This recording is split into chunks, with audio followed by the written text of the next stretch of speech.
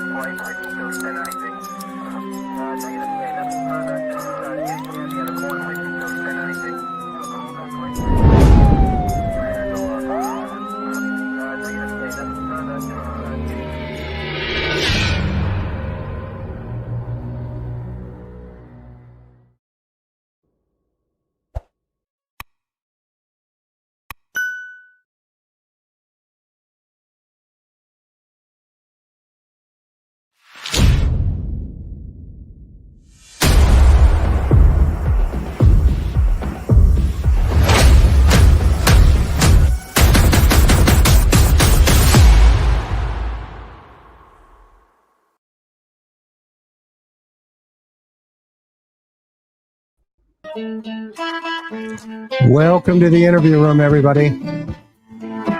I got my board back. Man, what a show. What a show we got lined up for you tonight.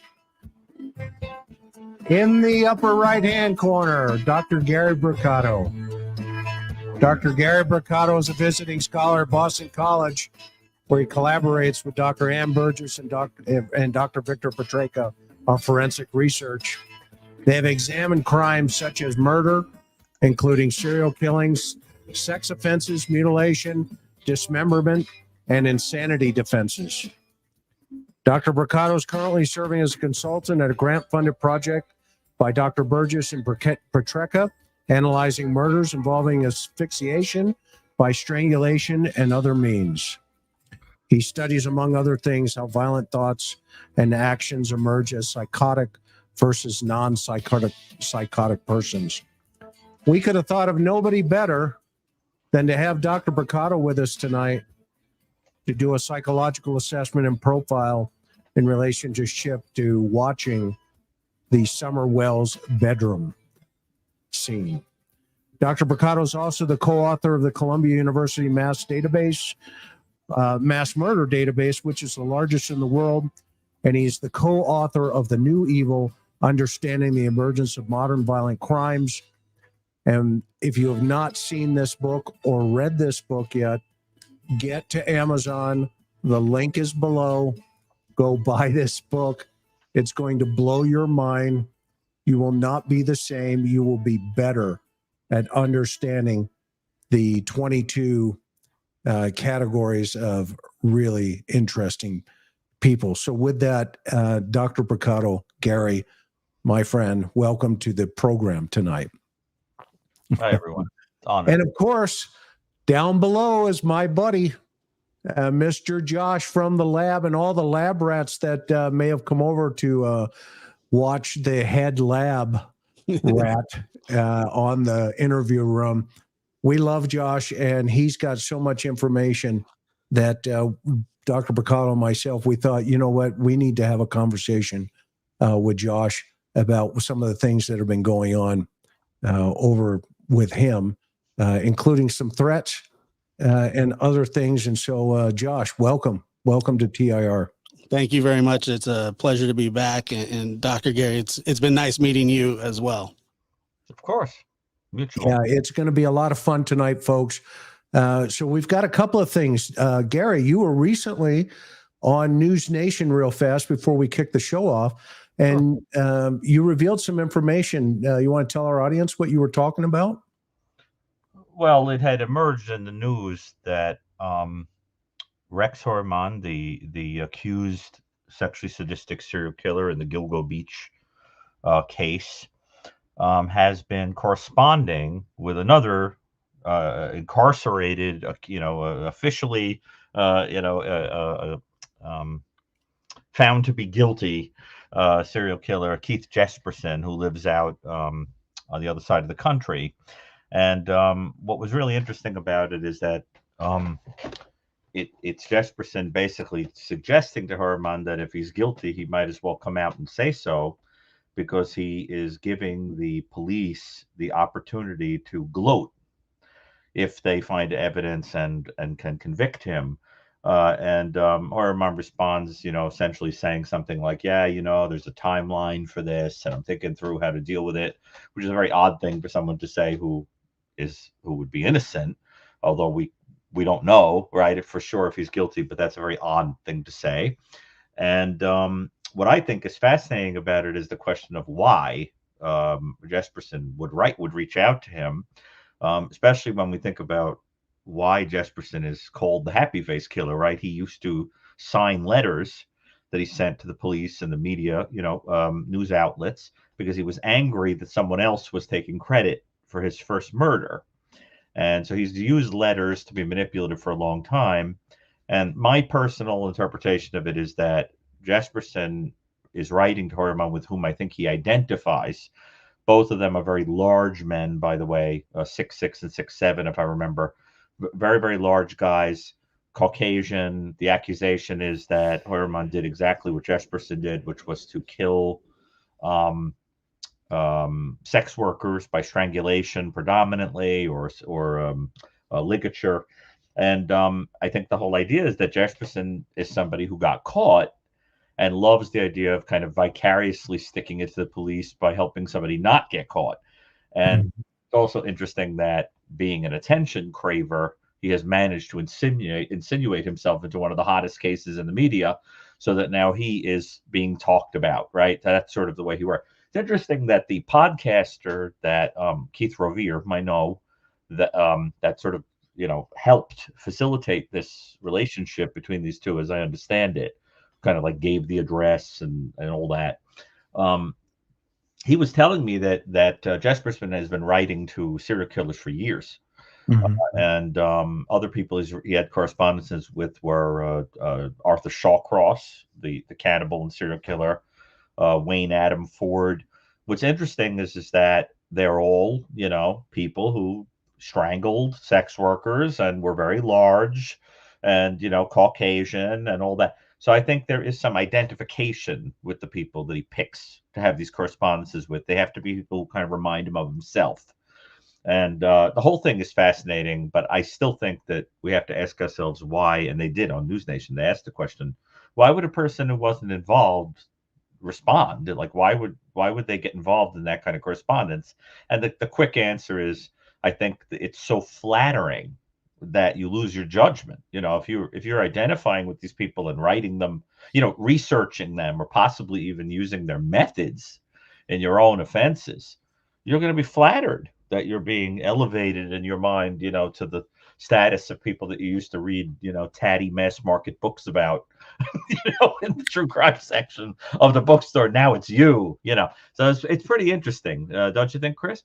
Absolutely. And this is one of the many reasons why we just value so much. And we're so grateful that you're able to continue to carve the time out of your schedule here. I mean, you're a very busy man. And if folks, if you didn't know, also Dr. Brucato has his own private practice in New York City and Manhattan area.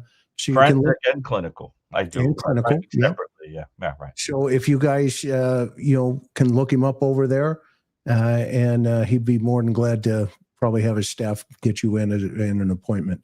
That said, so tonight's also a special night. You guys know what it is. Josh, what's so special about tonight with the little white puppy guy? I think we have a little birthday boy in the house. We have a birthday boy in the house, everybody, before we kick off into summer. And he is 9 years old. So let me see if I can get Buddy over here somewhere. Bud, where are you? 9 years old. Oh my goodness. Where is he? Where? Okay, if he doesn't show up, then anyway, we can sing him happy. Oh, here he is. Karen's bringing him in. All right, let's see here. Come here, you big moose. All right. There he Hang is. on for a minute. Looking healthy, Chris.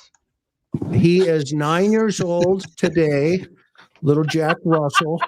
But it's your birthday. Say hi. Look at his bow tie. He's got his little bow tie on. So you ready? Happy birthday to you, me. Happy birthday to you, me. Happy Happy birthday, birthday, dear dear buddy. Yay. Happy Happy birthday birthday to to you. you. All right, Budzo. All right, here he goes. And one Jack Russell on the run. Yeah. Time to go find some cheese. All right. He's under my chair now. He doesn't want to leave. All right. So that said, what a great way to start a great evening. And, you know, we're going to shift into serious mode now. And guys and gals, if you're just joining us tonight, thank you so much for being here. If you haven't subbed over at Josh's channel, make sure you get over there, hit that sub button. And if you haven't subbed here, please as well, hit the sub button. And then, of course, hit the bell. That's the only thing we ever ask. And also, we ask one other thing, that you be respectful and mindful of each of us in the chat. Take care of each other and take care of our mods, Miss Sophia, Maui Girl, Teresa M, and Mimi J2. They're the best on YouTube, if you ask me. So we got a lot of moving parts going in the Summer Wells case. I mean, Josh got a phone call, Gary, recently from the father of the missing child. Yeah. And the father of the missing child sounded like he was a little inebriated, and he threatened to cause bodily injury to Josh. Oh. And that was on the heels of, you know, he had played a tape where the father was interviewed from the Roy Police Department in Utah in a couple of cases in relationship to his family members and others. And, you know, that kind of floated around, you know, the universe here on the internet. And, you know, people were saying that was Josh, you know, calling him as a, you know, as a police officer, which is obviously, you know, crazy in of itself. But that said, we wanted your opinion, and what we're going to do tonight is we're going to walk you through the part 2 from the waterhole conversation where we had a part 1. And okay, are we going to summarize for the people that are here for the first time what happened in the first video, or? Yeah, do you want me to summarize it essentially? I think because I think there's a lot of people here whose names I don't remember seeing the first time. Okay. I think they're going to be a little lost. That's a problem with having a photographic memory, Gary. Yes. Very astute of you to pick that up. Yeah, I do indeed. And so in part 1, we had Dr. Brucato. If you've not seen it, go see it, go watch it. But we had Dr. Brucato watch for the very first time the interview with Mom at the waterhole. Uh-huh. And then for part 2 here, we want his assessment, you know, from obviously, you know, the psychological aspect of it. And by the way, Gary, Dr. Brucato studies these individuals, I mean, at length. And if you've not read his books, and the most recent one is The New Evil, you have to go pick it up, because you will see, I think there's a category 3 here. Gary, right? Category 3 that we're looking at and that we're probably going to talk about tonight. And Dr. Brucato and I both serve on the Cold Case Foundation as colleagues, me from the investigative analysis side, and Dr. Brucato obviously from forensic analysis side and psychological analysis side. So right. He's a very world-renowned individual who knows the human mind. And so we want to take those conditions in the house, some of the things that have been going on verbally to Josh, as well as others. Mary got threatened last night as well. And we want to kind of get an assessment here in relationship to, you know, how far off the rail is the potential here, and how far away is it getting from Summer, who's the missing 5-year-old little girl. Right. Well, I'll just say outright that it's important to emphasize that it isn't really possible to analyze a person that specific individual that's not accused and that I haven't examined. But what we're really talking about is a general analysis of the type of person who would commit an offense like this. And I think we sort of let the audience determine in their own minds who they think might be worthwhile to consider as a suspect or whatever. But I think for us, it's really important to stay neutral and just give general insights about this kind of offense, what's improbable, what's probable based on statistics and our experience and all that. I think that's just the fairest thing to do. But of course, being threatened by someone is a whole other matter because that person is specifically threatening you. Is that something we're going to hear or that is going to be summarized, Josh? Well, you could go ahead. Yeah, I mean, I can absolutely pull it up. I mean, basically, the threat, and to give you a little context, like I've had communication with Dawn and a little bit with Candace throughout the couple-year investigation that's been going on. Mm-hmm. Sometimes it's contentious, sometimes it's not. Sometimes you have decent conversations with them, and you guys, the Cold Case Foundation, has thrown your hat in and said, hey, we're willing to help if that's necessary. Mm-hmm. But when it's presented to Dawn or Candace, it seems to get kind of brushed off, which is their prerogative. But it's not about, it's always when I first heard about this, I was kind of on their side at first. When I heard about it, I was like, wow, this is a really, sad, tragic story. And then I started watching the interviews and the behavior of the parents. And then I was just like, none of this is making any sense. And I guess my commentary of it sort of turned negative towards the parents, but never insulting or, in my opinion, I didn't think that I had been overly, mean. I thought I had been pretty fair and stuff, but obviously when you cover people and there's negativity about it, they get upset. And I understood that. I understand it to this day. However, it seems to be going a bit too far. And I'm not necessarily, like I said, I'm not necessarily worried about myself. It's more the other people that have been threatened. But yeah, I mean, he legitimately said that he was gonna, give me a stab. Yeah, and it's pretty harsh. I mean, he's got some pretty heavy cussing and that kind of stuff. Do you have the edited version where you've hammered that out? Not that anybody's ears are sensitive. I just and Chris, someone in the live says that he threatened them 2 weeks ago. Yeah, that's Mary. That's his stepsister. Interesting. Yeah, so this is Mary is Don's stepsister, and this is one of his previous victims from an SA. And she and her sister came forward with some other folks, and they had they reported him to the authorities, and it just opened up a whole new can of worms in this case. Was that an accusation, or there was actually a legal process, and it was determined? There was a legal process. Okay. They investigated it, and they interviewed him while he was locked up in custody. So in other words, not just by accusation, but by conviction, we're dealing with a person who's committed multiple sexual assaults. Yeah, well, he hasn't been convicted of hers because of the statute of limitations in Utah. Went to the DA's office in Utah, and they determined the statute of limitations had expired. However, they also determined that her cause of action was accurate, and in fact, considered them victims of sexual assault.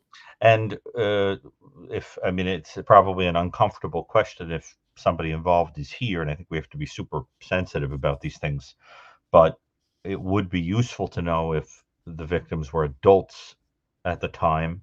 No. And what would also be useful to know is if there are accusations of perversions of different types, like stealing panties, peeping, bizarre, outrageous or even illegal forms of literature or pornography, things like that. In other words, that surround the individual, because that creates a very different picture of the kind of person that one might be dealing with.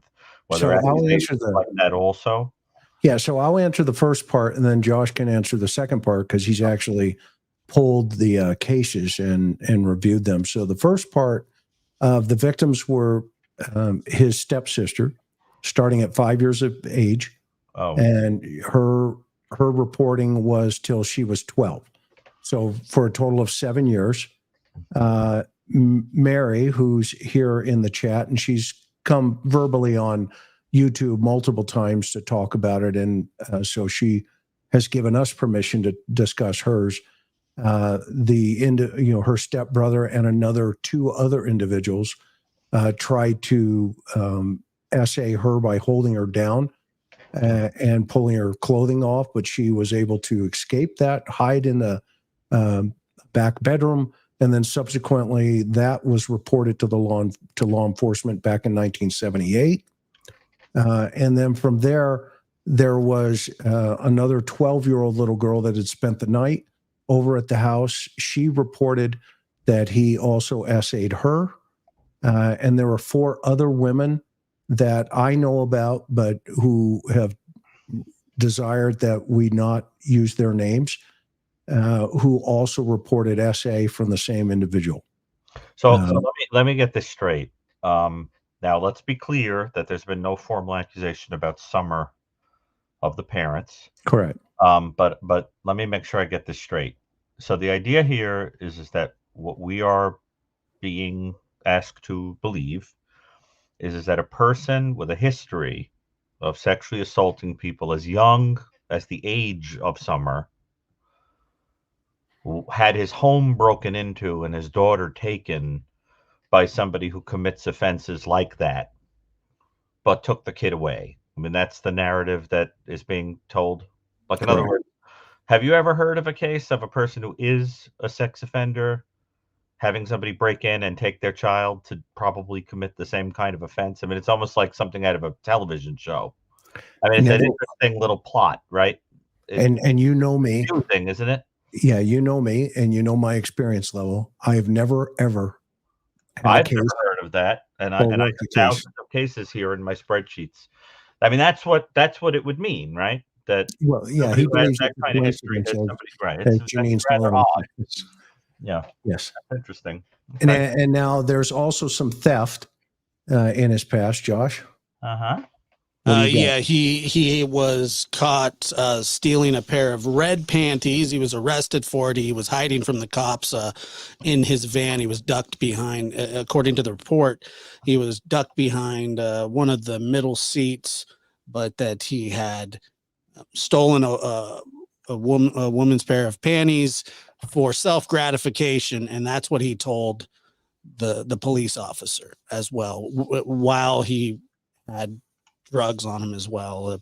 But yeah, he has been caught stealing panties.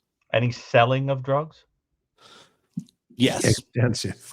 So it's interesting because, and again, this is not someone I've ever examined and I cannot make statements about, but in psychology, of course, there's this construct of psychopathy, right? Psychopathic people. And psychopathic people have a trait that is called criminal versatility. And what that means is that if a person has that kind of personality structure, they don't just do one thing. What you'll start to see is, like, across their whole life, many, many different offenses, like writing bad checks, drunk driving, getting locked up for hitting people, stealing, shoplifting, so what you start to see is a cluster of behavior. And check. Check. So there is that kind of right. So you start to see that, and then if the person is the type of person who has sexual perversion on top of it, right, you start seeing the mixture of psychopathy and sexual kind of paraphilic behavior that can start to give rise to a whole other type of offense, right, where a person is capable of being perverse with, let's say, children or other paraphilic kind of types of offenses. And what happens in those kind of people is a heating up process where you tend to start small, like stealing panties or taking photos up women's skirts or putting a camera in a dressing room or things like that. And then it's not enough, and you keep building and building and building. So that what of course happens with some of these people is that for one reason or another, it can even spill over into homicide. It can spill over into homicide because it gets too aggressive or it's more thrilling, or it could spill over into homicide because the person's a living witness to what you've done and you've got to get rid of them. And we call that escalation. And there's a few reasons why it might happen. But if you look at the histories of a lot of sexually sadistic serial killers, they started out committing sexual assault, sometimes against children, sometimes adults, and then they had to get rid of them, either as part of the thrill or, because they knew too much.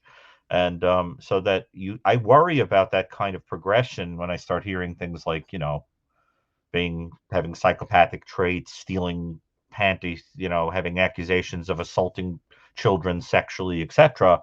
But of course, we can't say that. Were there any other classic kind of indicators? Being cruel to animals, setting fires, bullying. There have been accusations of both of those, especially the fires when he was younger. A barn burned down with some animals in it.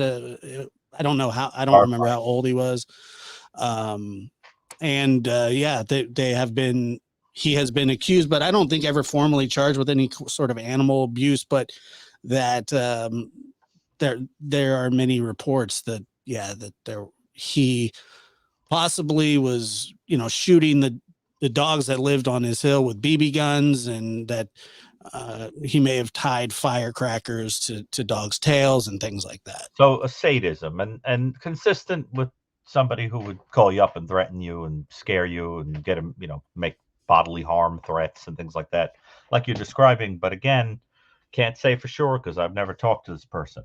But Right. But I think that it is interesting that you've got signs there of somebody with a versatile history of behavior, that some of which is confirmed, right, of stuff that would be illegal, and then cruelty and this sexual perversion, which is a soup that you do not like hearing about when there's an accusation of a missing child.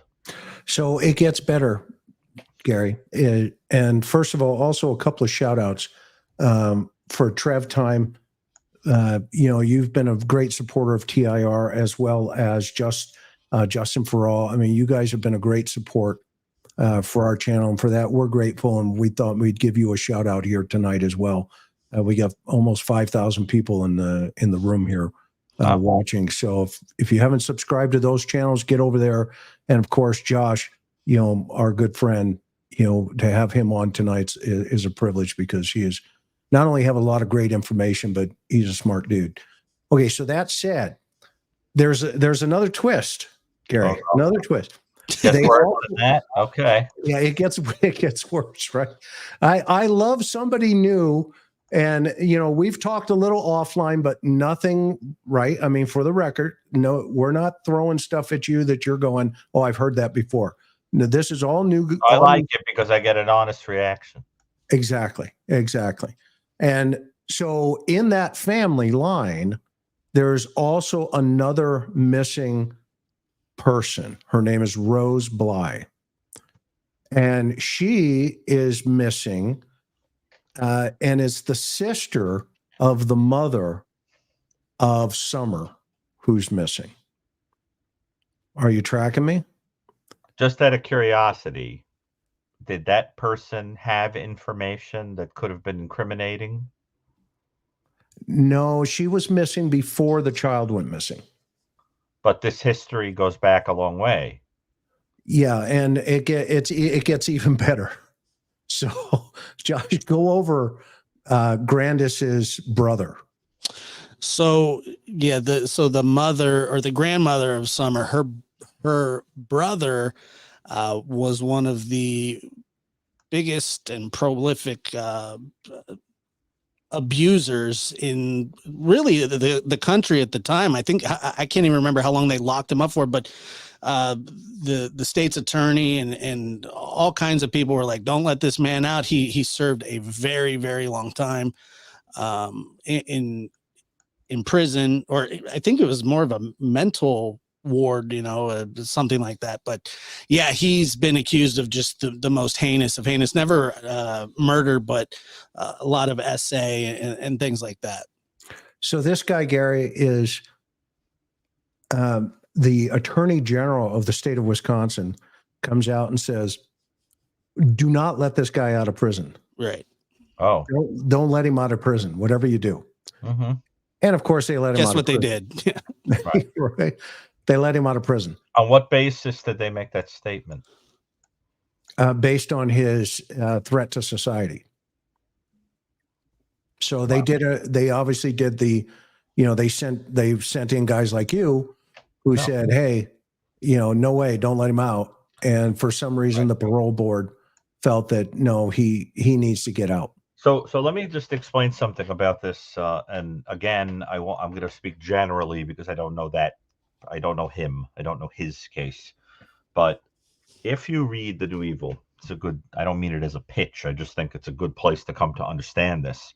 If you read the book I did with Michael Stone, you'll see that one of the things that we are trying to get at with the scale is that people that are lower on the scale they tend to commit crimes, homicide and murder and other crimes out of situational duress, right? They're under some pressure and they act out, whether it's, loyalty to someone, fear, self-defense, being hot-headed and impulsive or whatever. And as you move up, you start to see that people are more likely to be driven by fantasy and personality. And one of the implications of that scale is that the higher you are on it, the more likely you are to reoffend if you're ever let out. And the reason is that if something is coming from fantasy or personality, you have no reason to stop. The situation doesn't matter. You're going to make it a situation because it's coming from in you. It's not coming from out of you, right? And so when a board or somebody determines that somebody shouldn't be out, what they're sort of saying is this is the type of person who's going to do this everywhere or anytime because it's coming from their needs, their paraphilic, perverted self or their psychological self, not from some situational thing. So we just change the situation and it won't happen again. And that's really the implication of that. And so what they may as well be saying is, we think this is this person's personality. This is this person's fantasy world, right? So I think that's important for people to understand. Wouldn't you say, Chris? I mean, it's like about likelihood of reoffending, right? Yeah, and they didn't know what to do with him because once the board said, okay, we can let him out. But so this is the family line of the mother. Okay, so this is her uncle.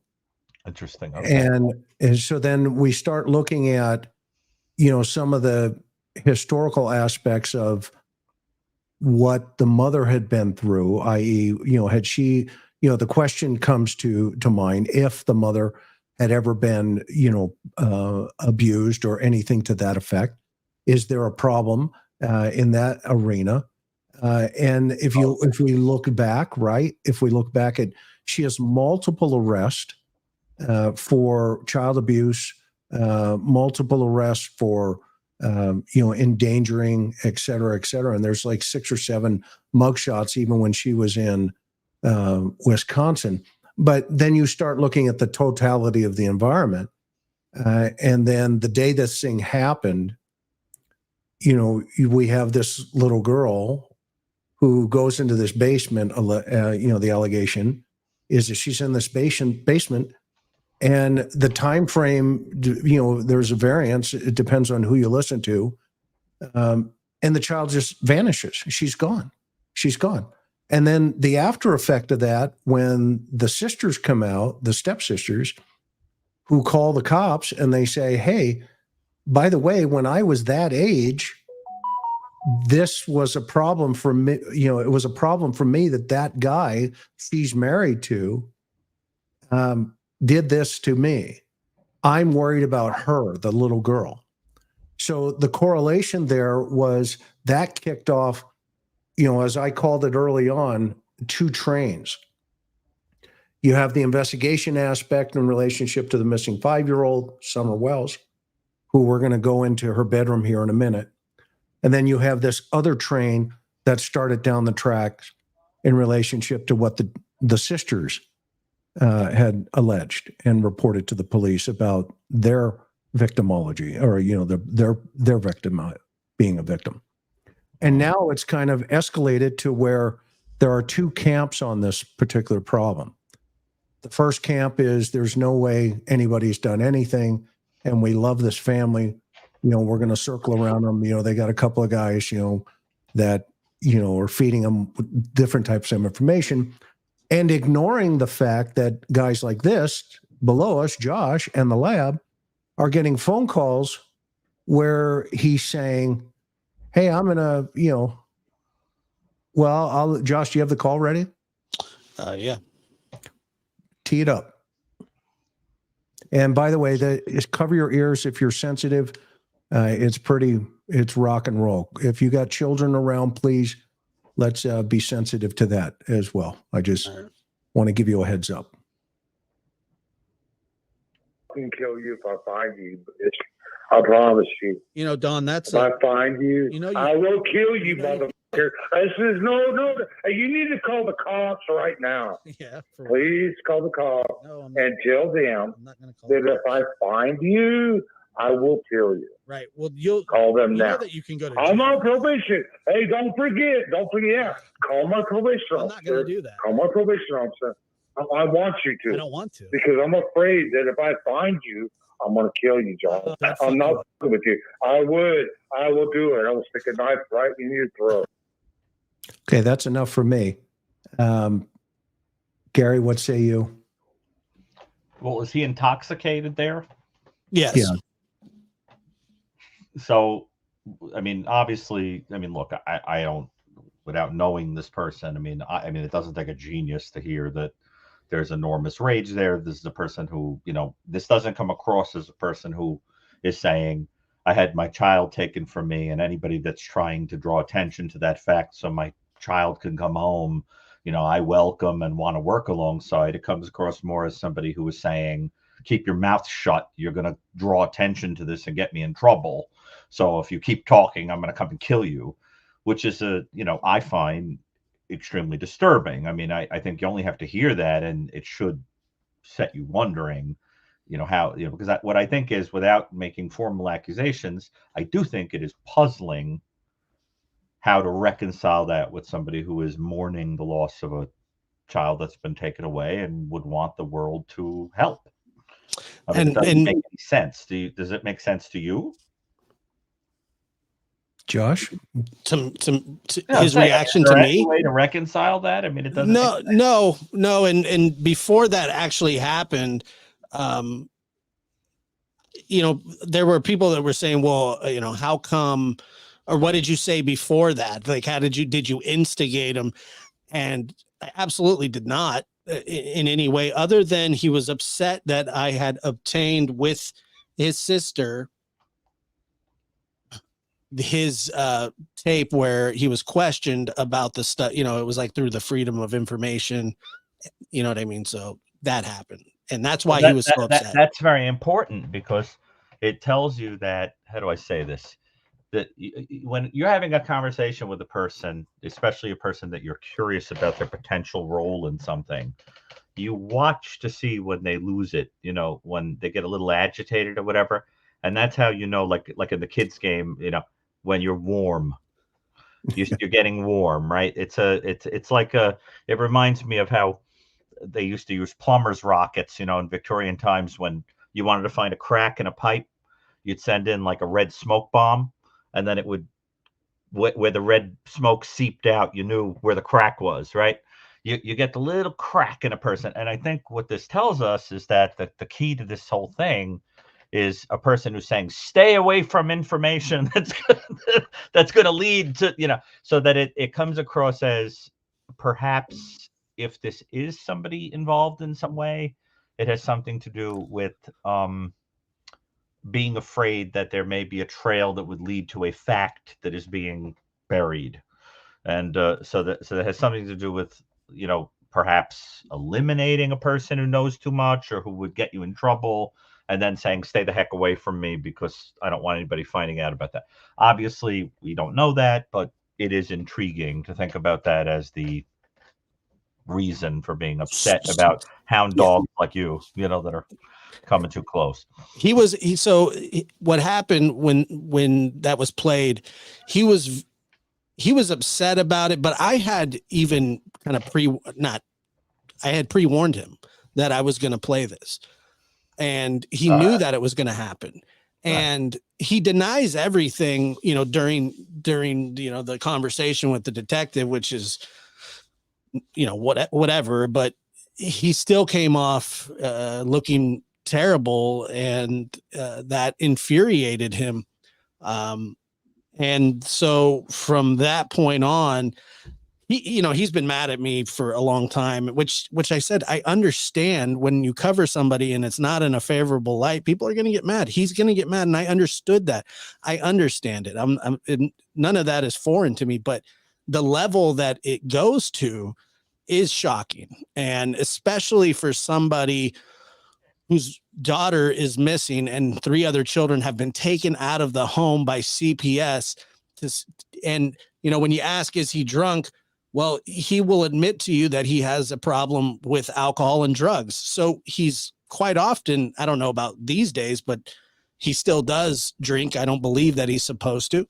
And I've read the report of when his wife, Candace, back in 2020 had called the police on him and said that when he gets drunk, he gets angry, and I'm afraid he's going to hurt me and the kids and my mother. She had him put in jail for it.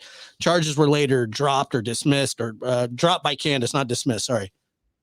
Right. And, I have my own thoughts about that, but also in 94, he attacked his first wife the exact same way that Candace described that had happened. And so, but this is definitely a one of these people that's a hothead, that's kind of angry all the time. But you have to remember that at the end of the day, who is this person accused of targeting? Children, female partners? I mean, that you get a sense of a person that underneath all his bluster is a small, little, pathetic person that targets people that, he feels he could control. And that ultimately this is a control mechanism, probably. Obviously you take seriously a threat, but the point is that he seems like a pathetic, controlling little person, because look at the people that he's accused of targeting. I mean, that says something about a person, right? About how small and insecure they feel. And it's like he seems to have some kind of power trip, I think, when he targets somebody that he could dominate or control or whatever. Yeah, well, he tells me all the time when we're talking, don't overtalk. He goes, don't overtalk. He yells like, don't overtalk me. Yeah, total control freak, it sounds like. And so there's a narrative, and and I also suspect, can't prove this, but if there was some kind of thing going on where a couple is concealing something, you can picture this is the guy who would say, this is what you're going to say. This is where you were at this time. This is what you did at that time. And if the person says, why can't I say this? Shut up, dummy. This is what you're going to say. So it's the kind of person who would make you so afraid that it was going to happen to you if you didn't keep your mouth shut, that you, and that I think would control people through, screaming, yelling, violence, risks, whatever, the threats of harm, whatever. And, but I would also bet that if that's the kind of person this is, even locally, there will be a lot of stories about the person losing their temper, getting into fights, being furious at people in a store, holding grudges, being paranoid. I mean, do you hear things like that? That would be consistent with this personality. Right? Yes. There was a man that was staying with his family. He was actually in Utah at the time. This man by the name of Jose, who has passed within the last, I believe, year and a half. Yeah. And he was on this very program with Chris and I, and we were talking about him and Jose, Don and Jose had a crazy confrontation where Don was, you know, threatening him as well. He thought that maybe Candace was cheating on him or something. You know, none of that is established. None of that's proven. That's just kind of the accusations. But the fight was very real because I believe the police were called, and you know, he threw a beer bottle at him, and you know, there's a lot of instances like that. Well, I wonder, since we have Mary here, is this all matching Mary's interpretation of that? You know what I can do, Gary? Let me send her the link. See if she'll come up. Are you okay with that? I have no problem with that. You guys already know Mary? Yeah, we know Mary a lot. But even before I do that, let me show you the house because it's kind of why, right? We're here tonight because, and we could even have a part 3 if we have to, with the 3 of us, if we have to, you know, keep moving on this thing. I think it's critical right now because I saw that Trev had up Trev time. He had like 895 days since Summer has gone missing. So this child, this 5-year-old little girl is missing. She's just vanished. And what you're going to see here, Gary, for the first time is the interior of that environment. And you're going to hear from the mom who is going to describe the events of that day. And I'd be interested in your take on that. And while I set this up real fast, Josh, you want to say anything before I get it up here, bud? Yeah. And, you know, as you take a look at the house and it's not a glorious place by any means. And, you know, nothing against people that live in homes that, you know, need work or whatever it is. But to me, as you'll see, it seems so much beyond that. You know, it's I just found it to be, even in this video, unacceptable for children to live in, you know. Sure. And so that's really all I have to say about it. Chris witnessed it firsthand, and yeah. So, okay, so here we go. And now, Gary, just give me a start and some of your impressions as we go through. It's like 35 minutes through, and then I'll give an impression at the end. Okay.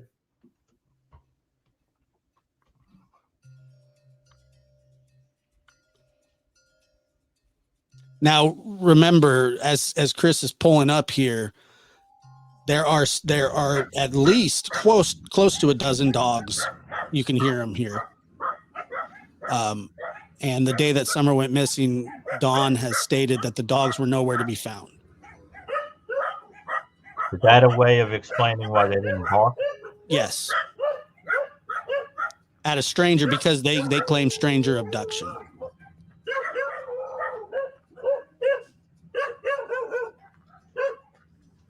Chris, remember the Sherlock Holmes story about Silver Blaze, where Sherlock Holmes deduces that it was an inside job because the dog didn't bark?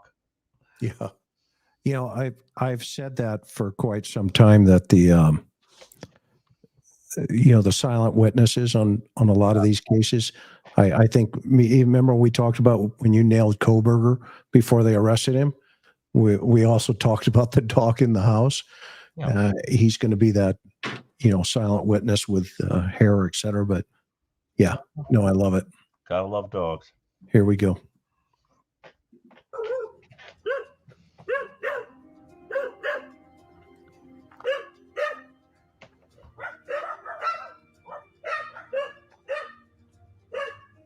Yeah, those dogs were going nuts. Rightfully so.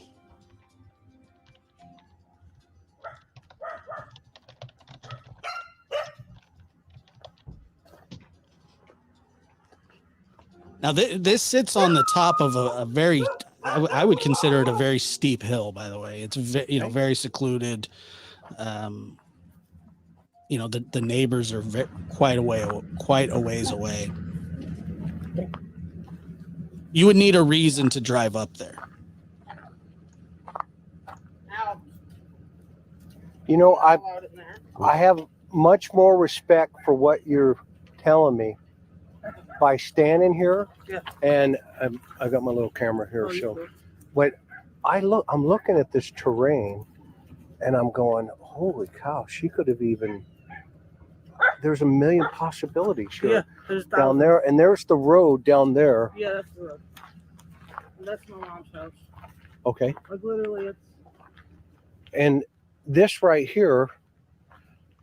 usually you can see the road because they have went through here and mowed and Okay, took down a bunch of stuff away from the power lines. okay. But usually it's full up. You can't even see the road.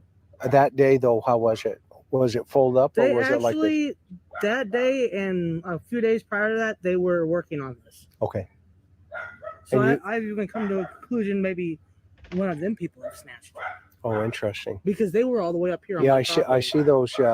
The path down there. I see Yeah. the tracks down there. Yep, Over there. and they were all the way up here to my light pole. Okay, and you told TBI all this, I've right? told TBI this, yes. Okay, okay. And yeah, I can see the cars going by. That is not far from your property. Mm-mm. Is there a holler down there? I mean, is there a river of some sort? The creek It's runs all the way around the 150 property. yards. And how deep is a creek? Okay, just so it's like an inch, Yeah, inch or two. Okay, you'd be lucky to get wet enough to do anything. okay.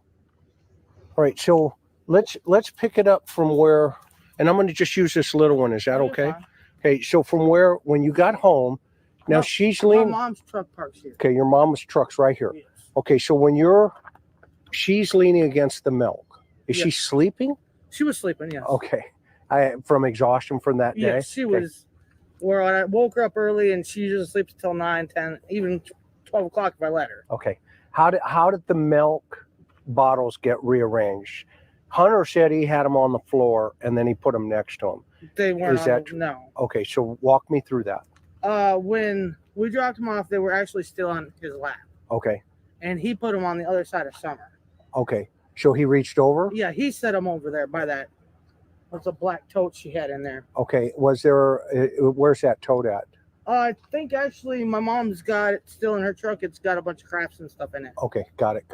And now from when you pulled up, did she just fall asleep next to that? She fell asleep, I'd say maybe 5 minutes on the road. Okay, got it. And then so walk me through. You get home, you take the groceries inside. Is Don No, home, by the actually, way? No, he's Okay, not. okay, Actually, I parked the truck and I opened both doors. It's really hard because this lawnmower is. But I opened the doors up and I shook her. I said, "Wake up, we're at home." She jumped right up okay. like nothing. I unbuckled her and I said, "Come on." I said, "Mom, I'll be right back." Well, went in there and got the boys and they were sitting at the table. And I said, "Come on, let's get the groceries out." And we brought them all in the house, went through them all, did all that. And this is her. That's her That's swing. her swing right there. Come show me her swing. Why is this? And who's this? That is Smoking Boots. That's my boys' cat. And how many dogs do you have here on the property? About. Honestly, I don't know because people just keep dropping them off. Hi. I know. It's okay, Okay. Okay. Sorry. So this is her swing. That's her swing. This is her playground. Yep. And she loved this area. Boy, I'm looking at this, and this terrain, Candace, just strikes me as being so dense and just. Is that what they say, the dog trail? Where's this dog trail thing? That I'm not sure, honestly. there's so many of them. The dogs go in every different Yeah, I way. saw the dogs came out of the Yeah, woods as they- we were pulling up. Yeah, Okay. they do that all the time. Chris, can I Okay. say something really fast? Oh, that's Mary. That Go dog ahead, trail that Chris was just asking about has been a significant point of contention because Don says that they must have escaped down the dog trail, or that they could have, even though Candace doesn't know that there's an actual dog trail. Right. I understand. And Chris, that dirt road, when you're walking on it, were you paying attention to whether you leave footprints in the road? Yeah, well, it was a partiality of rock / dirt type of situation. This is about 3 weeks after he went missing. That I came in about 3 weeks after. Greg had called me and Right. You know, It could have rained. It could have something. Could have if Right. there had been prints or something there. You're saying.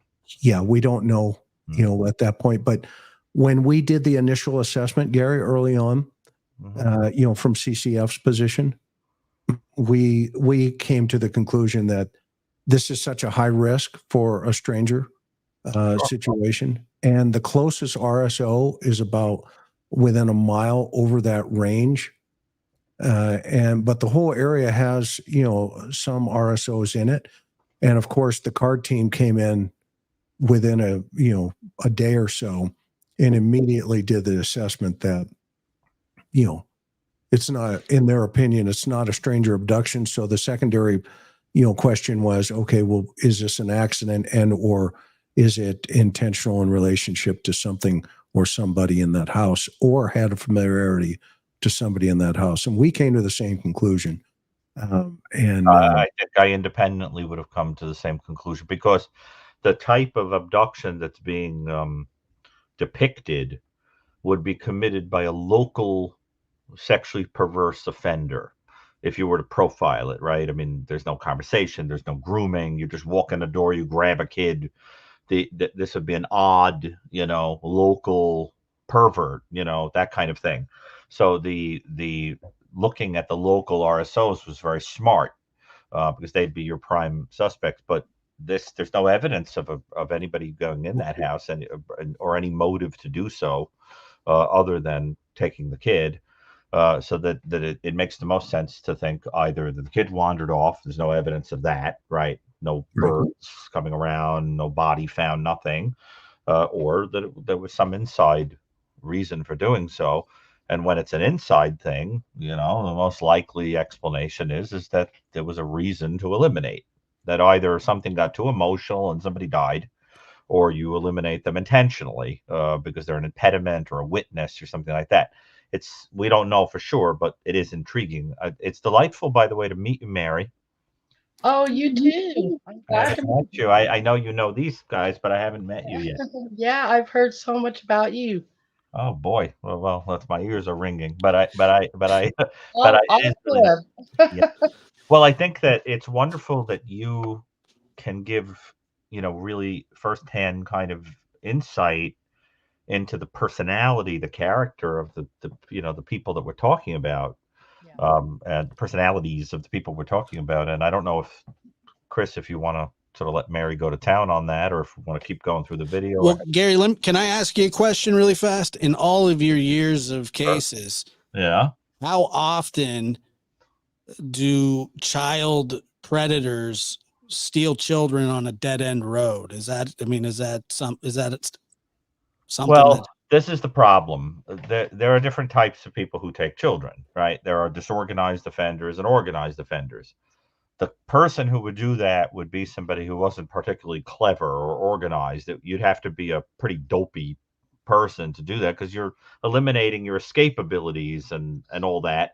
But you'd also have to be somebody that knew that there was a kid there. I mean, the whole thing is, this is the problem. You'd have to be, on the one hand, somebody organized enough to be like scoping the place out and know that the kid is there, right? That you have to go down that place and take the kid, and this is how you're going to do it without leaving any traces. But you'd also have to be disorganized enough to be the type of person to take the type of kid. So unless you're dealing with a mixed offender or two offenders working together, where one is organized and one isn't, the profile doesn't add up. It sounds like a phony story, because if you've worked with enough offenders, that you know that, like, these traits shouldn't coexist in the same person, right? I mean, Chris, wouldn't you say it doesn't match? There's organized qualities, but you'd have to be pretty organized to do it like that. Yeah, and that was one of the, you know, things that I've been saying from the beginning. I haven't left the house because of just that. To your point, Gary, because that makes sense. Yeah, it just did, not only did it make sense, the risk level coming up into that property, the universe would have to be on schedule 100%. That they would have known, that individual would have known this 5-year-old was going to be in that basement at that time. Right. Not just the house. Right. That's right. The basement. And then nobody there, Gary, it's Dr. Gary, there are 5 people that were there that we know of that admit to being there. in the middle of the day, and the dogs make no noise. Whoever stole her they couldn't have went through the house because the boys were in there, and you'll see why as when we go inside.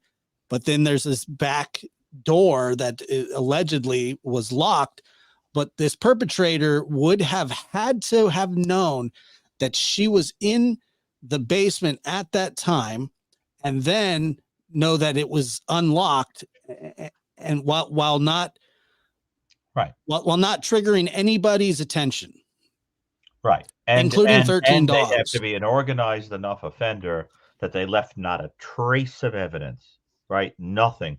So we're being asked to believe that this is an highly organized, meticulous person who also has disorganized elements, like doing it was broad daylight, right? Yeah. It's in broad daylight. Yeah, Right summertime. there, Yeah. and probably a local, because like they knew this house, they knew the area, the whole thing, and they just wander in and snatch a kid and walk right out the door and leave no mess. I mean, the elements don't make sense together unless you have two different offenders. One is organized, one's disorganized, or it's not true. It's just that there are problems with that story from a profiling perspective. And what sounds, a lot more likely is that somebody who isn't particularly sophisticated cooked up a ridiculous story. Yeah. That would be my guess, Chris. But I can't prove it. No, we get it. And we appreciate your insight. So let me take you into the house, and then we want to hear from Mary. Mm-hmm. I want you to see the basement. So do I. I want you to see the point of exit, point of entrance. And so let me get back over here real fast, and I'm going to get to the basement. That trail right there, my boys, they ride those dirt bikes that are leaning against the truck over there. Okay. You can see there's one of them. Okay. And they those are like 50 cc's, aren't they? Yeah. Yeah. That one ain't. I think it's only like 25, I think. Okay. I'm going to over to the house here. In the basement. Got it. Okay. So what happens when she comes in? The boys are playing where? No, the boys are actually sitting here. Okay. And they're actually sitting right here at the table watching TV. Okay, so they're at the table watching TV. Okay. They were all locked in. Nobody could get in. Nobody could get out. Okay. Thing. Now, who's this on up here? That's my little sister that's missing. Oh, that's Rose. That's Rose. That's missing. Oh, wow. She's missing. Wow. And who's the guy? That's her ex-husband. Wow. Do you think he had anything to do with that? I don't know. Okay. Yeah, we don't want to go there. Can't say. How's your mom deal with that? It's difficult. Yeah, I know. I know, right? So, okay, watching TV. Where's Summer? Summer, she was with me. Okay, so walk me through that. All right, well, we walked up in here and we got Josie, Wyatt, and Waylon, the boys. Right, you put the groceries down, right? Yeah, well, we went back out and then we brought the groceries in and put them down.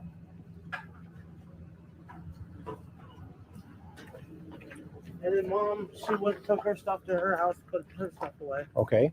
And then, of course, me and Summer went back over, put our stuff away. Okay. You went back in? Yeah, me and Summer went back in the house. And then we were just doing normal stuff. Okay. Around the house like we normally do. And I come out, Mom was sitting there at the time I come out, and I'm standing here. Okay. I was like, what are you doing? What are you staring at? She's like, these plants, I got to get them transplanted. I was like, well, Summer will help us, so I went back in. By that time, she was sitting on the floor playing with her toys. Right here? No, in the kitchen where we were just at. Okay. She was actually sitting on the floor playing with the toys at that time. I said, Summer, you want to help plant flowers? And she jumped up, left her toys and us. That's cool. Yeah, that's what kids do. It's their job. What? Okay. We walked over here and we transplanted these cactuses from the little pots that they were in. And transplanted these ones here into this bigger pot and that one into that bigger pot.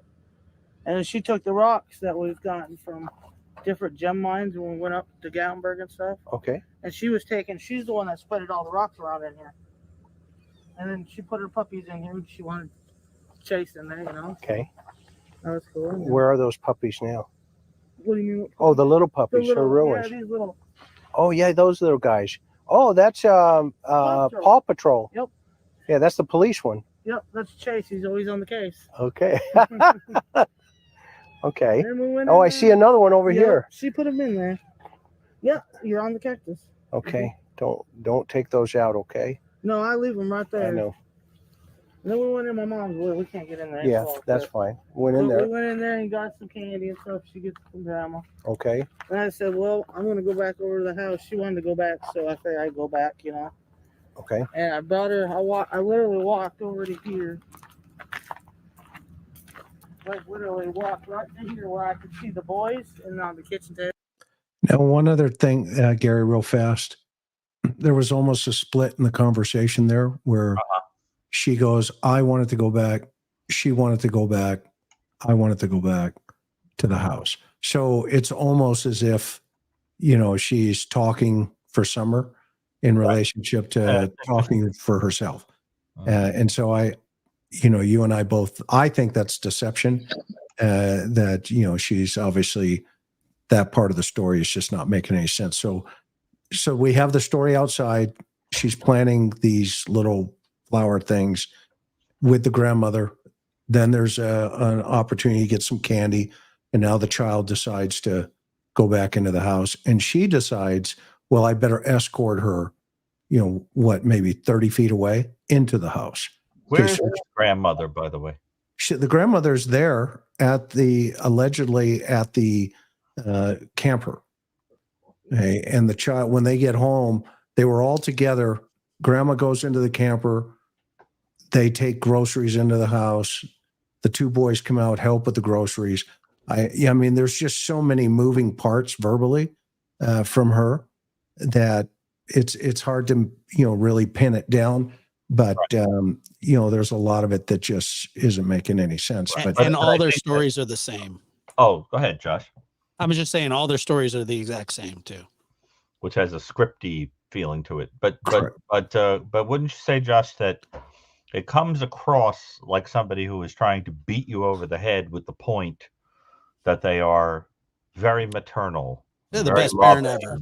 Yeah. And very right. It's like I'm just going to keep hitting it up, you know, just in case you missed the point that I'm, you know, mother of the year, you know, that kind of thing. I can imagine a scenario where anybody, well, I'm sure there are, but she's probably less than 30 feet from the door. And she says she walks her right over to the door. You know, a 5-year-old, I mean, you can see her walk in, you know, so I found that really weird. But yes, helicopter mom is what it seems is what's being described right here. Yeah. Right. But the look of the place doesn't match it. I mean, it looks like, you know, it's like a junkyard or something. I mean, it doesn't look like a warm and toasty environment to, you know, put together by somebody, you know, appreciative of the needs of children. You know, it doesn't, you know what I'm saying? This is not Sesame Street. I mean, it looks like a and Mary can give us deep insight into that as we go along here.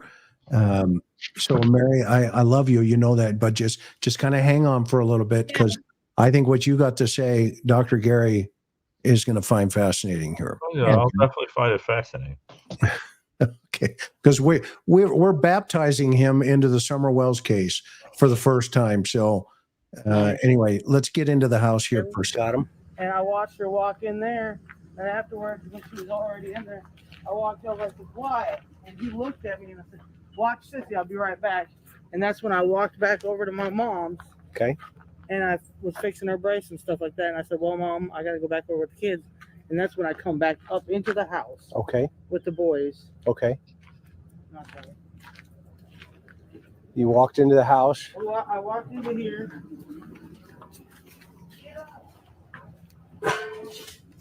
Get up. I walked in here and them three were sitting right here in row with their eyes glued to the TV, like always. And I said, "Boys, where's your sister at?" Well, she just went downstairs, Mom, to play. So I went over here like this, because this is where the stairs are. Okay. It's actually down under there. Oh, down into her bedroom. Our bedroom, and then hers is on the other side. Oh, okay, in the basement. Yeah, in the basement. Well, this makes sense now, see? And then I yelled, I said, Summer. And she didn't, I listened for a minute, I didn't hear nothing. So I went like this, because this is how I would get down here. Yeah. I don't know if you want to come down here or not. Do I got to be tiny to get in there? No, you should. Can we come in from the other side? Well, we can, but it'd make more sense if you went this way. Okay, I'll follow you. Oh man, good. Okay, first I got to tell you, Gary, when I saw that, obviously it was like mind blow. Where are we going here? Because it's going down into a basement that eventually, I came to the conclusion internally that this is like, it looks just like a dungeon. I mean, it's just not fitting here. But the other thing that I think folks skip over is in her narrative, she has two narratives. The first one is she immediately goes right to that, entranceway. And the other one is before she did any of that, she did lots of clothes. She washed all these clothes and folded all these clothes. And if you'll notice at our first one that we did, remember at the water hole, she said that she did laundry. And I asked her, I said, yada, yada. And she goes, yeah, I have a lot of laundry, but she leaves that completely out in this narrative here at the house, 100%. Right. But later on, she rediscovers that narrative after watching my video, quite frankly. Yeah. And then it kicks back up again. Tries to fill some time in after the fact of people saying, well, that doesn't make sense. There's a lot of missing time. And then you end up with laundry and lunch planting flowers. But it was just planting flowers at first for like 3.5 hours. Right. It's interesting. Medieval punishment is a subject of great interest to me, because offenders in peacetime, ordinary offenders now commit a lot of crimes that look an awful lot like the worst things they used to do in medieval times to people, to punish them and so forth. But those were not ordinary citizens. Those were kings and queens and people like that. And there is a type of dungeon that's called an oubliette, which comes from the French word oublier, to forget. And it was essentially a hole in the ground with a gated front, or top. And the point was that the torture was essentially put a person into this dark, dank hole where you'd forget about them. I mean, that was it. It was basically just like a kind of a solitary confinement torture where there was nothing stimulating and it was dark and awful. And, and I think if I were in this, what looks like oubliette, I think I'd be driven a little batty. I mean, it looks kind of like a psychological torment. I mean, what do you think? I was floored. Horrifying. I mean, and of course, I was in, full investigative mode. So I, kept my composure as, What kind of a 5-year-old's going to go down there by themselves? Well, right. Yeah. It has like the quality of like someone that you just want to toss in the hole and forget about. You can even hear me when I'm going down. I go, oh man, it struck me, or something to the fact. I made a comment and I had Karen outside in the truck, keeping an eye on anything that came up behind me. But anyway, let me. And this is where Summer would have been. This supposedly abducted at the time of her disappearance. This is the room she disappeared from. How many entrances are there to that oubliette there? One, the top that I'm going down, and two, a door outside exterior. And the idea is that the door was opened and the person would have. She claims it was locked. Yeah, but that the suspect, the allegation is the suspect must have seen her in that basement, came into that door and took her out that door down a dog trail, and disappeared with the child.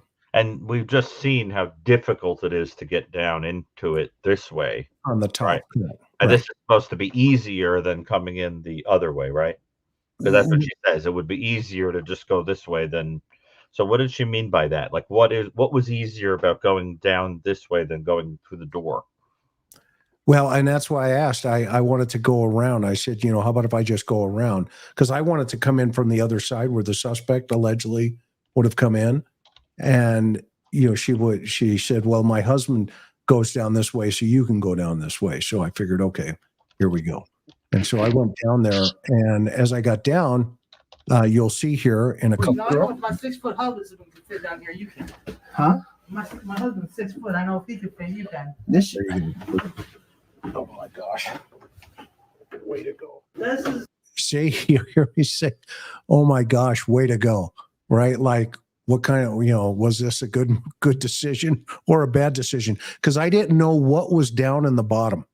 I had no idea, and I can carry anywhere in the U.S. I'm HR 218, and I thought, you know what? I left my assistant with Karen in the car, and I'm thinking to myself, well, that's not the sharpest tool in the shed today. It's a rookie mistake, brother. Yeah, exactly.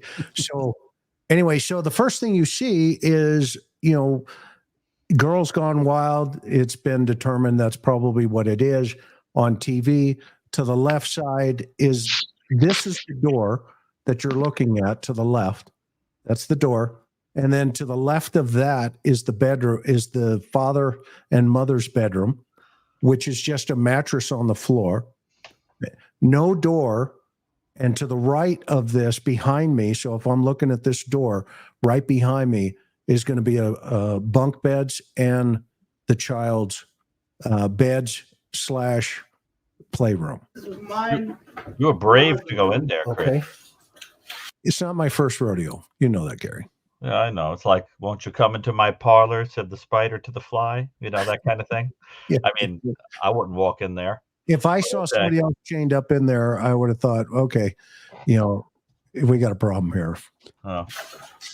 And over here, well, it's a mess again. That's all right. But this is where some That's her bed. This is the bed. This is everything. This is her toys. and little Waylon was. Because Waylon's only 9. Okay. Has And they CPS, stay did down CPS see this? Oh yeah, they were supposed to come. The information allegedly that they were supposed to come the day before and the day of, the child went missing, and the child went missing. Okay. Here. And these are all her toys, all her Paw Patrols, all All her movies. She's got a movie about the The Savior. boys I brought back down here after she went missing because I didn't want them upstairs by themselves. Okay. anymore. And this is all her toys. Them are all her toys. All these One toys that are mic. down here are dang are all hers, except for like the trucks and the Teenage Mutant Ninja Turtles in the game system. That's the boys'. Okay. But them are all her toys. And she's really into Paw Patrol. I see Yeah, that. I've been collecting from day one. And Now that's the entrance to the parents' room, and these are all her little ponies that we. one window Her that's bottom. blocked out. And then these are them girls that she likes. Them new fashion, I don't know what they are, little princesses or whatever. She's like all kinds of, here's one of them bracelets. Oh, that's just one of them. What do they call these? Oh, this is a little pony bracelets. Yeah, I don't know what they were really called, but she liked them. And so I just, every time I go to the garage sale, I'd buy her what she wanted. Okay. Whenever I got a little bit of money, I spend it on the kids. Yeah, this is her. I understand her now Yeah, even better. Thank you. you're welcome. This is really important. But yeah, I come down and I searched. I looked up underneath the beds under there. We can't really get on. I can't get under there. Yeah, yeah. But I looked under there, looked under every blanket I could possibly look under. Yep. And then I come over here and I looked on both sides and see nowhere. And I don't recall if this was locked or not. I Okay. don't recall that. Okay. But I know So the reason why that I think that is so significant, she tells the authorities that initially the door was locked. And in this particular moment, this is her opportunity, I thought, to change that narrative to, I'm not sure if it was open or if it was locked. Right. And obviously it only locks from the inside. Yeah. And you'll see her, she's going to lock it. I'm going to walk out. And so this is where the suspect would I have. know I did come out here and I said, Summer, because sometimes she'll sit right here and just sit here and play just for, And usually when she comes out and she goes directly that way up to the swing. Oh, okay. So this is like her. Yeah, she Where just she walks- come running out. Yeah, Oh, yeah, she you can goes see the there, she'll path just go here. right to the swing. Right. You can see where she could have run. So essentially the child comes, during her routine, according to mom, we're hearing it here. She comes out to the side of the house, runs to that tree, and that tree is a swing. And so that's essentially, the story, and they've stuck with that story from day one. Okay. And now so let me stop sharing here for a second. Is there anything else you want to see? Do you want me to keep moving or anything else, Gary? I'm dying to hear from Mary. Yeah, me too. So let me stop that. Okay. And Mary's at the top, or my mother would never forgive me.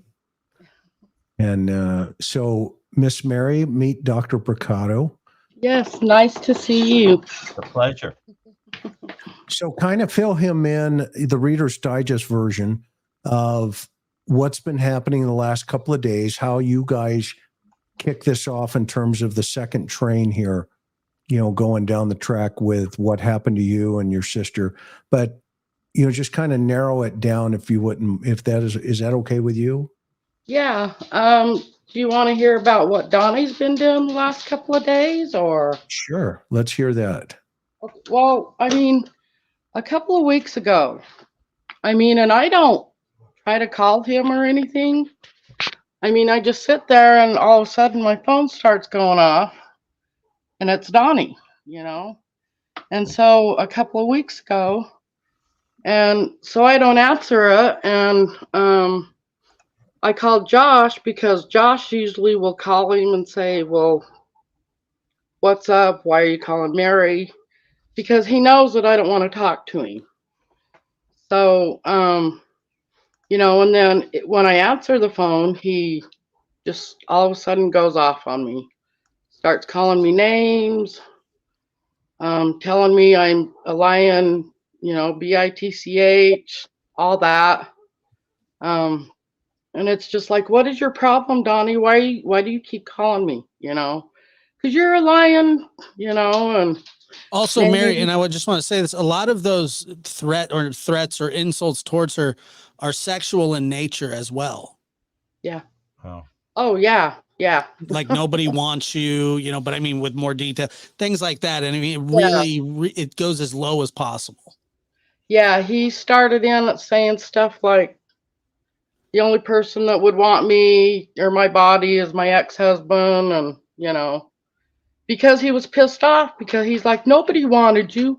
We weren't trying to rape you. It was him and two of his friends that were ganging up on me, and they were ripping my clothes off. First they were getting drunk and getting high. And then they started chasing me around the house, and I'm the same age as Donnie pretty much. We're like a month apart. But, they just started chasing me around and tearing my clothes off. And they caught me in the front room because I ran in the house. And there's two ways to get to the front room at my mom and dad's house, on the side and in the front. So they kind of, all three, like blocked me in, got me down on the front room floor and started ripping the rest of my clothes off. And I don't know how I got up, but I did. And I ran into my mom and dad's bedroom and locked the door until my brother got home. And then when my brother got home, he took me to the police station to make a report because, in my opinion, they were going to rape me. So. And then your stepdad pulled that back the next day. Yep. The next day, him and my mom were arguing. And he even told me himself, you're going to go down to the police station and you're going to, tell them that it was all a mistake. And, and so I had to. It's like he told me I had to, or he was kicking me out. I was 14 years old. Where was I going to go? You know what I mean? So. And then, Gary, also something I think it's important for you to understand before you weigh in, is her sister, Jeannie, when she was starting, 5, Mary? Mm-hmm. Yep. Till about 12 years old, almost weekly and or nightly, it varied, but it was consistent for 7 years. He essayed her consistently. And as well as other individuals, cousins, family members, etc. Yeah, nieces. nieces that won't come forward that I have actually talked to, but they absolutely will not come forward. And so this was all reported to the law enforcement authorities, and they conducted a thorough investigation. They ran up against the statute of limitations, but they had interviewed him in jail while he was in custody on a DUI. Josh obtained those tapes of the police interview, and he played them on the lab. And if anybody wants to hear those, you can get over to the lab and listen to the whole thing. And then he now is in this phase now where this is where the threats have come to the surface here. And so we have multiple victims that we know of right now. The police know about it. And, he says he's coming to Utah where Mary lives. And last night or whenever it was, Mary, what did he say he was going to do? Yeah, first he called me a couple times and I didn't answer it.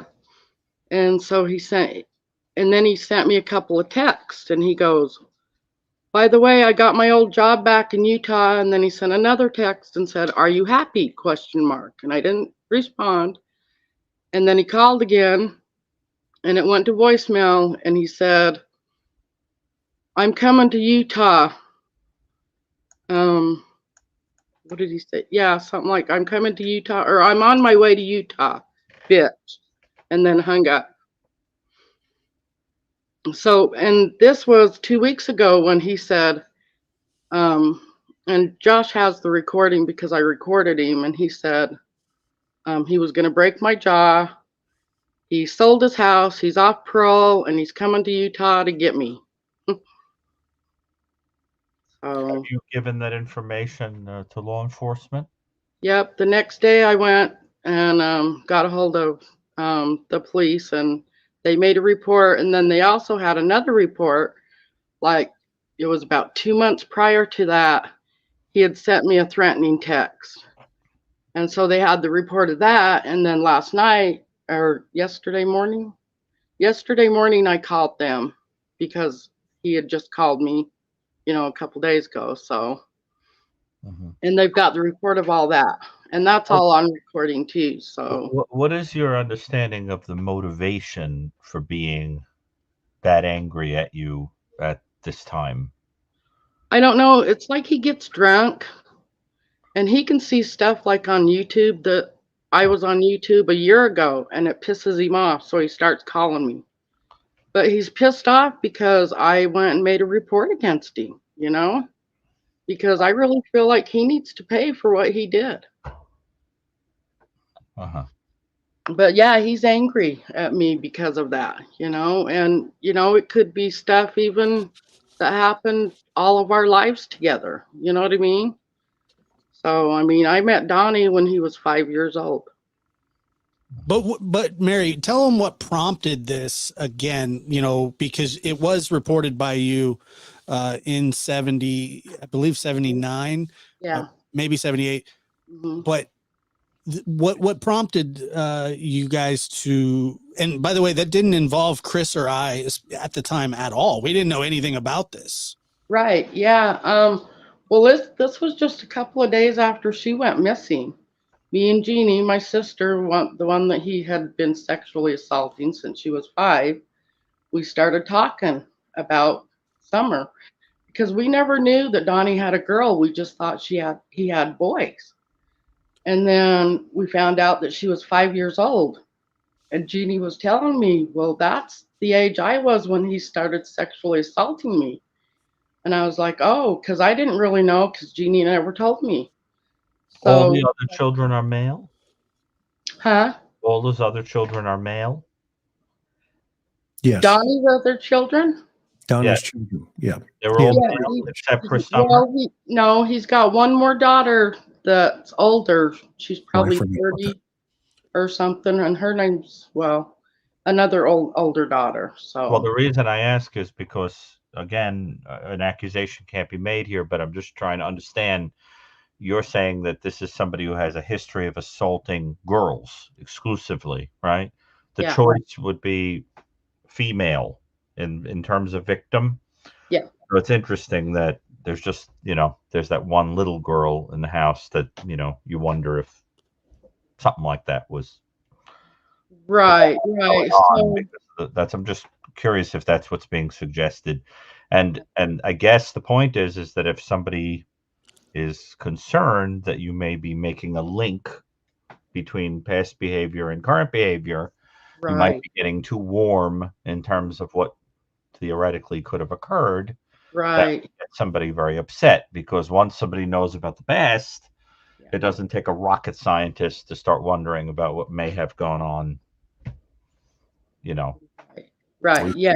recently. And so if you're going to tell a story like, somebody broke in to take this person, they're a terrible person who wants to hurt children, and the person listening to the story doesn't know that you have your own history of such event, such things, it Right. walk away with a very different impression. So I think that makes someone who has information like that someone that you want to gag up. And because you telling that story, I mean, you have thousands of people listening right now. Anybody hearing your story right now would say, "Oh, that changes everything, doesn't it?" And so I think, especially if you put it through a megaphone, it gets this person obviously very upset. And then you put that together with the possibility that, if you are one of these people leaning towards the idea that this is a cover-up story, I'm not making any statements like that, but if you are leaning that way, what would be the motivation for doing that? That you're trying to get away with something, and you're trying to eliminate evidence and get rid of a person whose body or, story could give testimony to something that you have done, and you might have a history of it. So you could just imagine that what you would have to do is threaten anybody who had info. And I mean, that's the whole point, is to get people out of the way because they know too much. So I think that's the whole idea is you want to pay attention to when the person gets whipped up. And I think it's interesting, Josh, you had the same issue, right? You were I've had that issue probably for like like I said, this isn't the first time that he's called me, and it's the first time that he's officially like threatened, a shanking or whatever you want to call it. But I mean, he has called and left me messages before, text messages, me talking about his past. And I did want to ask you this, and it may be a stupid question to you, but I think that a lot of the criticism that I hear is, well, what does this have to do with Summer? And how important to you are these people's pasts? I mean, is it of the utmost? Is it, not really that important?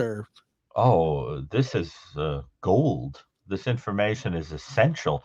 I mean, Chris will tell you, in the Cold Case Foundation and in places when you're trying to profile or get a sense of an offender, one of the most important things to know is if a person has a history like that, because past behavior predicts future when it comes to violent sex offending. Wouldn't you say, Chris? I mean, you when you see a person who's anything but, a teenager or 20s, committing an offense, you're not thinking it's their first rodeo. You're thinking, when did they do it before? And so we go looking for it, and it's like, people like, how did you know to ask that? Well, because I was looking for it. I knew it was going to be there, right? I mean, so, I mean, wouldn't you say, Chris, that's like essential? Yeah, it's right. It's fundamental 101. And because, from an investigative analysis side, obviously my role is to gain information and then feed it to Dr. Brucato, right? I mean, this is what we do as investigators. And then they kind of give us, Dr. Brucato would do an assessment and then feed it back that, okay, this is the type of personality Right. that you'll be looking at. So one of the things I wanted to do right from the get-go was kind of get into the house, kind of get into the victimology, the family, kind of those dynamics that you're talking about, Josh. And then at that point, once we cross that bridge of, okay, well, if one of the family members has this in their background, which, thanks to Mary, thanks to Jeannie, coming forward, and Trish, her daughter, and saying, hey, wait a minute, the reason we called is because that happened to me when I was 5. Okay. That, and to Dr. Brucato's point, is gold. It's gold. And so also, Gary, what you aren't aware of, he called me because I was there. I was trying to get a sit down with him, and he wouldn't sit down with me. He avoided me purposely for 4 days. And then finally he called me, and he ends up copping out on the phone that he had done those things to Jeannie and Mary when Jeannie was starting at 5, but she came on to him, and he was 12. So a lot of externalizing of blame to right. It's a lot of criticism that we have received, Chris and I specifically, is because we have dug into the past and reported about it, and people get, that want to either defend him or and I can understand. I understand that people are like, well, what relevance is it to that? I think the relevance is, it's just stacking these, just flags on top of each other, one after the other. Every major news site that covered this story talked about the criminal behavior of the parents in the article initially when Summer went missing, within the very first 3 or 4 paragraphs. Yep. And so we went further with it. We found more, the red panties and the DV from 94 in Florida, his sisters. And that's where his anger is coming from. Yeah. There's so much more too. Yeah. Right. But the thing is, look, part of the problem with trying to make a guess of the kind of person who would have done this is we don't really know where Summer is. I have to tell you that my strong inclination is that this is not a child who was just missing. I have to tell you that based on my experience, I suspect that the child was eliminated by the offender, but I cannot say that for sure because it's been so long. And I just kind of think, what could have happened to the child? I mean, other than being taken by someone or put into enslavement or something like that, or taken by different people that you've been sold to or something, it's very hard to believe the child is still around. Right. And which is deeply, deeply heartbreaking to say out loud, but I suspect it. And then you have to ask, by what mechanism did that happen? And there's only a few scenarios, one more awful than the other. If you're dealing with a situation where there was some kind of offense going on and the child just happened to pass away, okay, I understand that.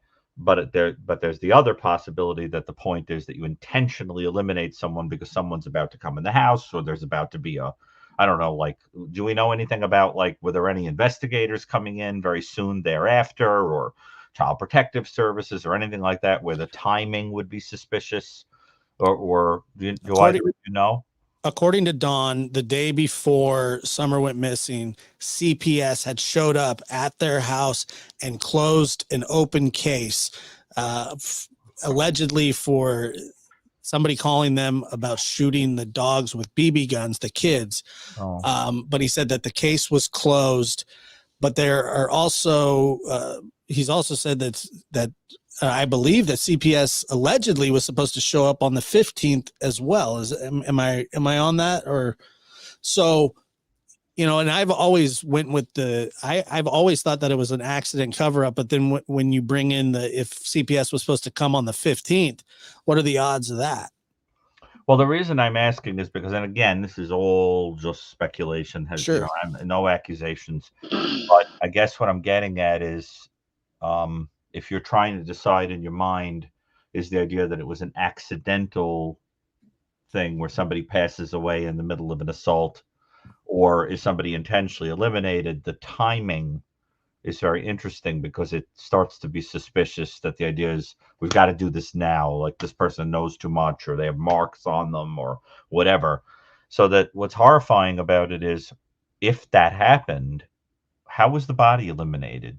That's the other thing. I mean, your mind starts going to horrible kind of scenarios because you have to sneak out somehow, with a body, and then take the body someplace and eliminate it. I don't know where people's minds are going on that, but is there anyone who's speculated about that? I mean, do we have any ideas about that? Well, in Donnie's first interview with the television, the Uh-huh. first words out of his mouth were, "I'll see her in the resurrection." I Yeah. mean, to me, he's saying she's already gone. Yeah. Well, I don't know. right. You know, the other thing, I remember thinking when I heard that it's hokey, so I didn't say it out loud on the show, but it's interesting that resurrected is a pun on rose. Rose is another way of saying resurrected. And I remember thinking to myself, nah, not that clever. But that's an interesting little pun there. If you were a sadistic, clever person, you'd make a little pun like that as a way of going, Okay, But- so allegedly, this man Jose that stayed there for months on end Mhm. says that there was a blue couch in front of that door. Blue couch. A blue Okay. couch put in front of the door. I had asked Don about that. He says that he threw the couch away right before Summer went missing, Uh-huh. and that he says that it's, first he said that he took it to a landfill, and then he said he just threw it down the hill somewhere, because I said, well, if it's in a landfill, then I guess there would be records of that. And then he said, well, I actually just threw it down the hill, which wouldn't surprise me because of you see the property itself. And then he got very upset and said, do you want me to send you a picture of it? And that was probably 9 or 10 months ago. And matter of fact, he said it again yesterday. I've never received a picture, nor does he owe me that. He's just offered it probably 10 times and never done it. So Are you suggesting that the couch might be the mechanism by which a body is eliminated? I just don't think that they're the kind of people that clean up and throw out furniture quite like that. The idea being that the body is placed inside the couch and the couch is brought off to a junkyard or to be incinerated or something. Yeah. I mean, that's pretty disturbing. yeah.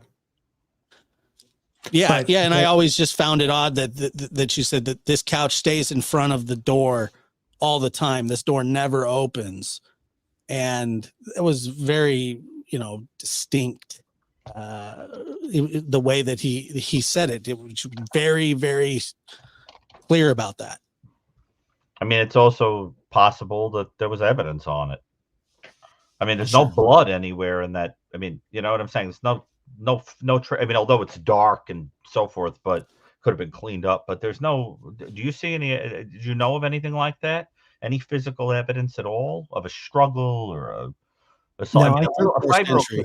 doesn't just get dragged out, unless they've been like blitzed or drugged or something. We don't know. We don't know if TBI hit it with Blue Star or Luminol down in the basement. My gut tells me they did. I mean, that would be foolish not to, number one, and I know that they're pretty thorough in relationship to missing 5-year-olds out of a basement. So I'm going to say that at some point they hit that house with, Luminol or Blue Star, and then simultaneously, if in fact this couch scenario is in play, it would be a perfect opportunity to present, a 5-year-old who's, pretty compact into an item like that. Cover, maybe, you can be creative all you want. We don't know, but it's interesting. Then, of course, now you have to move that out of the building, and that door comes into play, because that is the only way you're going to get the couch in and the couch out. And so maybe the cover story is so focused on, well, the suspect came into that door or through that door, must have come up onto that property, when in reality, maybe it's a shifting of the conversation from the couch to the, the made up narrative of the boogeyman coming through the, the side door. And it's a heavy pull-out couch. It's a hide-a-bed. Yeah. Is it where the child would have slept? Well, I we don't don't think have so. evidence of that. We just know, Josh talked to Jose, and Jose was pretty clear, right, Josh? I mean, I didn't mean to cut you off. I apologize. No, he was extremely clear that she made a point that this door never opens, and that's why this couch is in front of that door, to keep the children from going in and out of the door because the lock didn't work. Yeah. Very interesting. And I've kind of honed in on that and even asked Don about it several times, and he kind of chuckles and then tells me I'm a dumb MFer or something like that. Well, he got triggered one time on that. Yeah, when absolutely. When Josh had talked to him about it. I mean, he went 0 to 60 almost instantaneously, Gary. Well, there are people saying in the chat that the child slept with the parents. Yes, that's the other really, really interesting thing here. So Don tells me initially, and then he told Josh and others, many others, that for the first 5 years or actually her whole life, she slept with him and the mother every single night, not just a few nights, every single night. And then he qualifies that with, nobody has really ever been into me like she was into me. Okay. Yeah, nobody ever loved me like she did. So I want to touch on one other thing, Dr. Brucato, to help you, maybe help us understand. First of all, just kind of give us a high level overview of, let's say, a 3, okay, in your book. In my okay? And then wait, before I know where you're going to go, and then let's talk about individuals who can hear all of this information and, not necessarily go, what? But rather come around and this circle of support. What is it in the human condition that allows people to say, well, yeah, I know we did all of that, i.e. to this woman up above and others, but you know what? We still love him. We still care about him. We're going to support him no matter what. Help us understand, but explain number 3, first of all, for people. Well, I'm going to try. I have to give you the quick version of it because it's complicated. But in this story, the way that, how shall I say, that's being speculated about as a possibility, there are 2 kinds of characters that you'd have to talk about on the scale: a 3 and a 16, possibly a 17. And the 3 on the scale is an individual who may have certain aberrant personality characteristics, but that in and of themselves wouldn't be somebody committing violent assault or committing any terrible offenses. It's just that they've gotten into a relationship with a terrible, violent person that they're so scared of and so loyal to that in order to not get hurt themselves, they feel compelled to participate in offenses. And people like that are sometimes seen as equal to the offender. But if you really dissect it, you start to understand that that person is sort of sucked up into the craziness going on, and often are victims of abuse or violence or being beaten or something like that. We saw that, for example, with Leslie Van Houten in the Charles Manson case, who just was paroled, who was a young woman who was sucked into a cult and, participated in violence, so forth, but she was terrified of Charlie. And, and he had threatened her that she had to do something in that LaBianca house. So she waited until Rosemary LaBianca was already dead to stab her, to look like she did something so she wouldn't get hurt when she went back to the group, that kind of thing. And what happens is that on the higher end of the scale, people, it's almost always men, but people who commit repeat sexual offenses with homicide are 17s. If you don't commit homicide, you just commit the repeat sexual offense, it puts you at 16, right? So the question is the person that you're describing in the 16 or 17 category? And I can tell you that when you have that mixture of violent sex offender, possibly killing, with someone who has, let's say, an abuse history or is going to be loyal or whatever, that it's almost like you have to ask yourself if the three, right, would behave differently if they were in a safe situation. And what, in my experience, when you're trying to get information, you have to get that person to feel safe, and they'll crack, because the truth is they want out of that situation. They are themselves threatened. One of the most horrifying things about those kind of situations, and I cannot say that's what's going on here, but I can tell you from other cases, is that sometimes the mother, or whoever the person is, will eventually burst into tears and say, you know what's really terrible? You know, I felt like I had to do this to protect myself. Like this kid had to be the victim so that I wasn't. You know, that kind of thing. And it's very, very emotionally difficult for the person to feel that way. But now, regarding your question about the kind of people who get involved with people like that, you got to remember there's this kind of evolutionary psychological mechanism where when you're a little kid, you've got to attach to your parents because they're the ones who feed you and take care of you. And if they're terrible, if they're awful people, you rationalize your way into connecting with them, because if you don't, you're in a lot of trouble, right? And people, their whole lives do that. They do that with captors and abusers and whatever. It's a mechanism of kind of putting out of consciousness that you're being treated badly, because you have to attach to the person who's in charge of you, taking care of you, who has your life in their hands. And unfortunately, people who've had abuse like that will go out over and over and over again throughout their entire lives, often until they get help, basically seeking out people who keep abusing them because they think that that's love. You know, that's what they think. And, you know, that they don't understand that the person is taking advantage of them. The kind of sadistic people we're talking about, the kind of person that you're discussing here that can commit offenses like this, and I cannot say this about him, the man accused here, but men in general commit these offenses, is that they tend to be control freaks who basically gaslight everybody and kind of scare everybody into keeping a story straight. Because if anybody's out of line, you know, the curtain lifts and you see how obvious it is that they're full of crap. And the truth is, they don't want to be cornered because they're like kind of weak and pathetic. It's all bluster, you know. And but they'll scare you. They'll scare you. But you have to remember what you're dealing with. You're talking about a person who didn't even feel secure enough to have an adult relationship.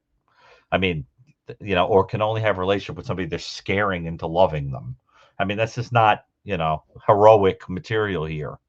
So that's the other thing, is you're talking about manipulating someone into having feelings about you, right? And Mary, you're nodding your head as if this all sounds familiar to you. But I wonder what your thoughts are on what I'm describing here. Well, the thing of it is, my dad does that to my mom. He always has. I mean, you know, and the last couple of years, it's just, it has become to where all my dad has to do is look at my mom and she will clam up instantly. So yeah, he has his whole life, he's been controlling my mom, and it seems like Donnie does the same thing. Right. Well, obviously, I don't know any of these people, so I can't make any statement Right. like that. But it's Right. interesting to hear you say that. But I think it is, you know, we're sitting here and we're kind of nonchalantly having this conversation, but let's really for a moment pause and think about what we're saying here. We're saying that a person that, by your description, has committed all kinds of vile offenses and who has had multiple children taken away, you know, by the state, is saying that a stranger broke into the house and did this terrible thing, but has a history like that. And you kind of have to go like, what are the statistical odds of that? Like, what are the chances of that? Like, and it, to somebody like me, it sort of goes, you're going like, if I'm a betting man, that kind of doesn't pass the smell test. You know, it's just very improbable, because basically being an offender like that is rare. And what is the probability of that rare offender in a small little nowhere town having their home targeted by a similar offender? It's like the probability of that is extremely, right? It's like, you know, the lightning bolt was about to strike the ground, but another lightning bolt hit it. and that's why it didn't. It's like you kind of have to go like, probability argues against this. But at the same time, I mean, crazier things have happened. I can't make accusations, but it certainly gets your thoughts going.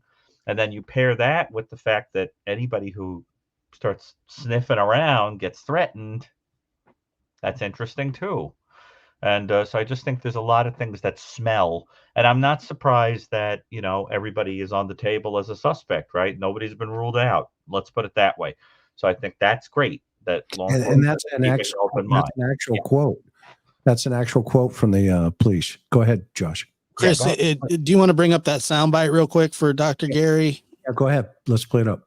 It's on there. Good. Let me put it up. Is the family still cooperating? I know you said, obviously, Dawn's there, but like the mother and all those other people, are they still cooperating? No, they're not cooperating right now. They have attorneys. Let's play that one more time. They're not cooperating right now. They have attorneys. This is about the parents, Gary. And is the family still cooperating? I know you said, obviously, Dawn's there, but like the mother and all those other people, are they still cooperating? No, they're not cooperating right now. They have attorneys. So essentially, the kids are missing. The baby's missing.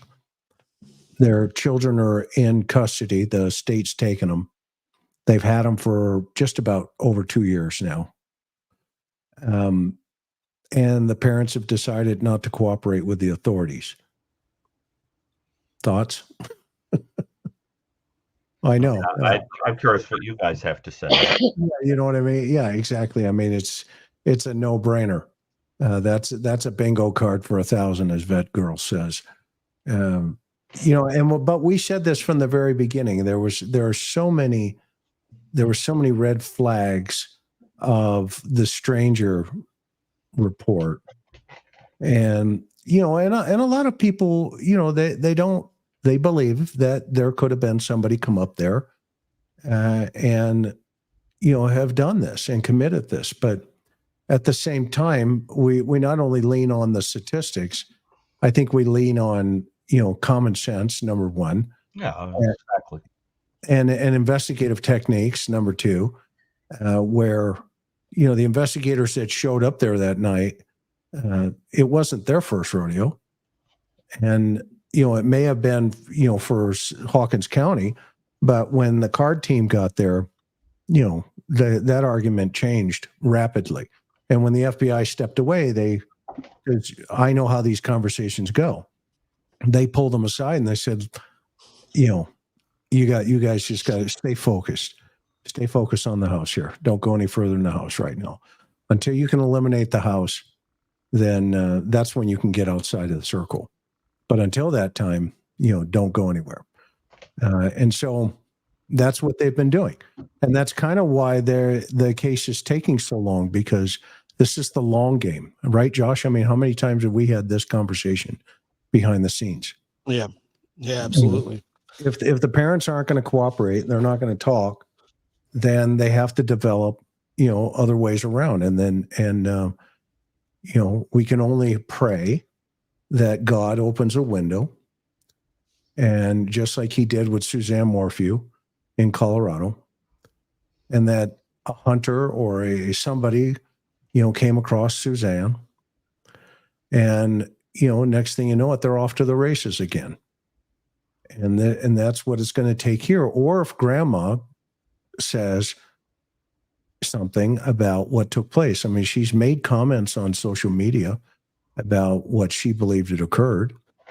And it's nothing compared to what, the story is. So there's a lot of misinformation out there. There's a lot of rumor. There's a lot of speculation. And, but at the same time, I believe 24 is going to be a good year for this case. I don't know why I feel that, but I just have this gut. My instinct tells me that the authorities are getting, warmer and warmer, to use Dr. Brucato's case, his analogy early on.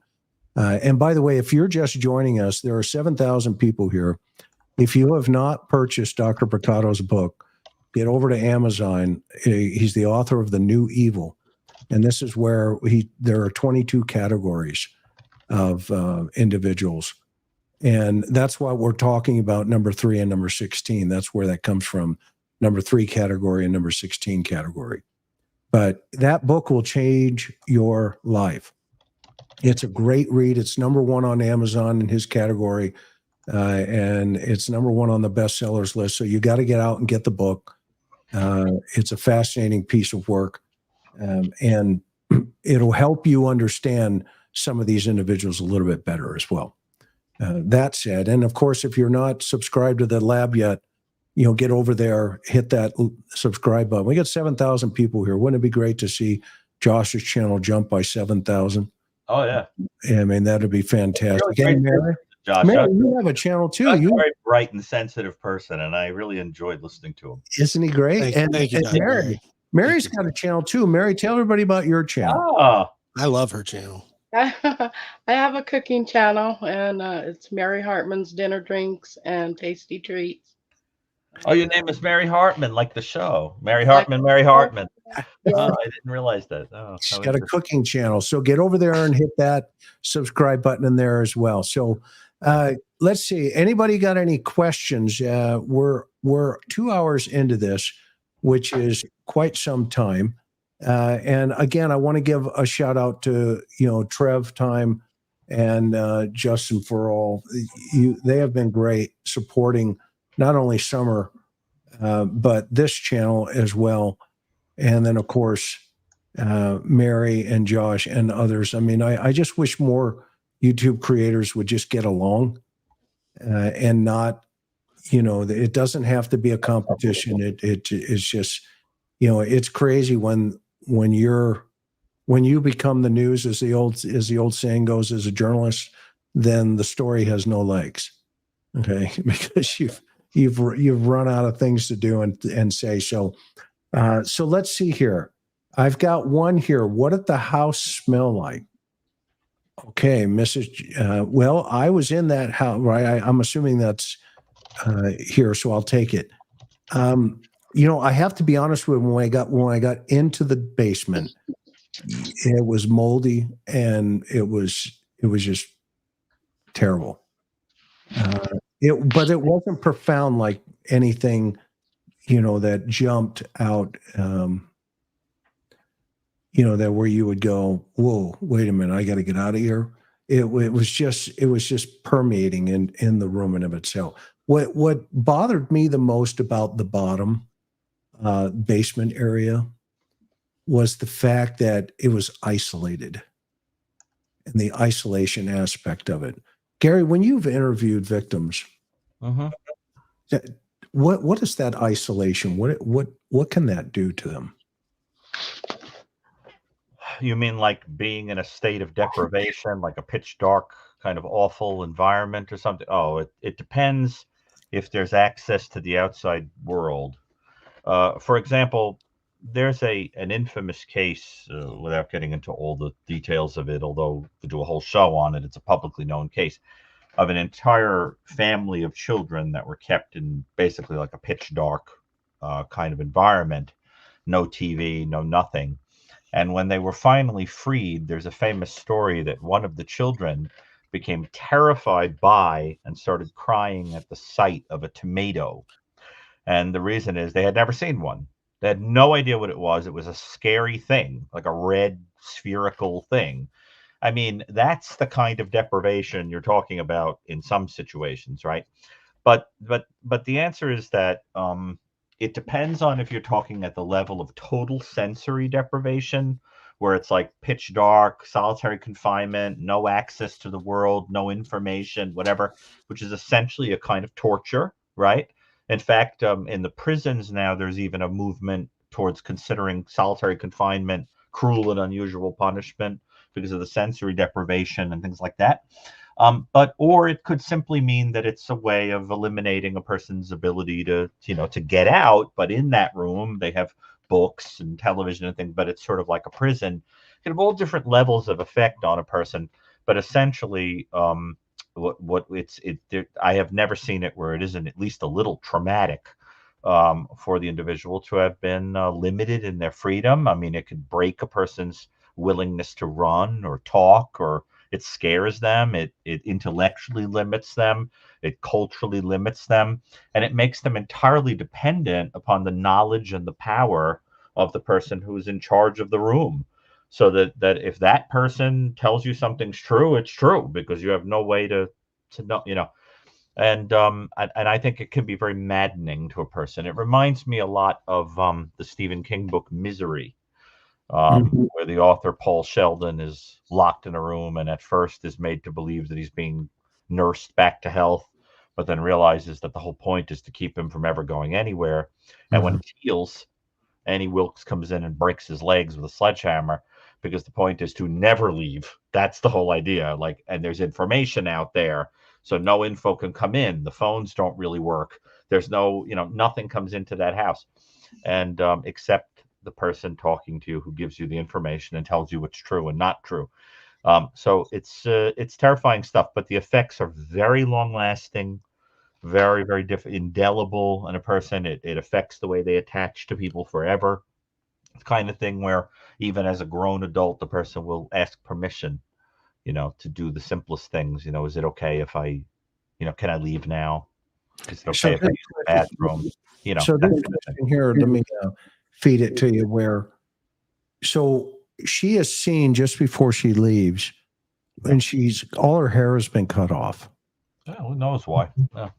Right. I mean, the parents say, well, she wanted to be like her brothers or like her mother or like her brothers, so her mother cut her hair off too. And so is there, you know, I guess obviously the question is pretty obvious. Is there any psychological reason for it? There are many possible reasons. There can be practical reasons, like the child has gotten lice. The child may leave hair. If you're going to kill them, they might leave hair all over, you know, and then that's evidence, and you've got to get rid of the hair. It could be simply that you're, you know, trying to save money and you cut the hair yourself. It could be that you're trying to break their spirit and kind of enslave them. And so you take away their individuality by removing the hair. There could be a psychosexual reason. You need them to look that way. Perhaps you want them to look male. You know, there's all kinds of bizarre reasons that people do things, or even pragmatic reasons. So I think it's impossible to say, but you'd have to know more specifics. But let's put it this way. It probably isn't without a reason. There's a reason why it occurred, but it's impossible to say. I just would say that it runs the gamut, you know, all the way up into the most horrible imaginable things why you might want to do it. But it could be something on a pragmatic level. It's impossible to know. I mean, is that the only kid whose hair was shorn in the family? No. Oh, well. No. His older kids, his two older kids, they were shaving both their heads, him and his ex-wife, because they were constantly getting lice. Oh, so it is the lice reason. Yeah. Yeah, That's the first thing I think of when I hear about that in a case. You know. Yeah. So I don't know. I believe that's why they shaved her head, just because of stuff that Donnie done in the past with his other kids. But I don't know. Okay.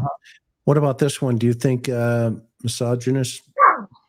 Impossible to say. But you know, it's interesting that the victims seem to be female. You know, but if I had to make an educated guess, it sounds like this is a person with a free-floating hostility toward pretty much everybody, who may choose to target people who are perceived as being more malleable or controllable or weak or whatever.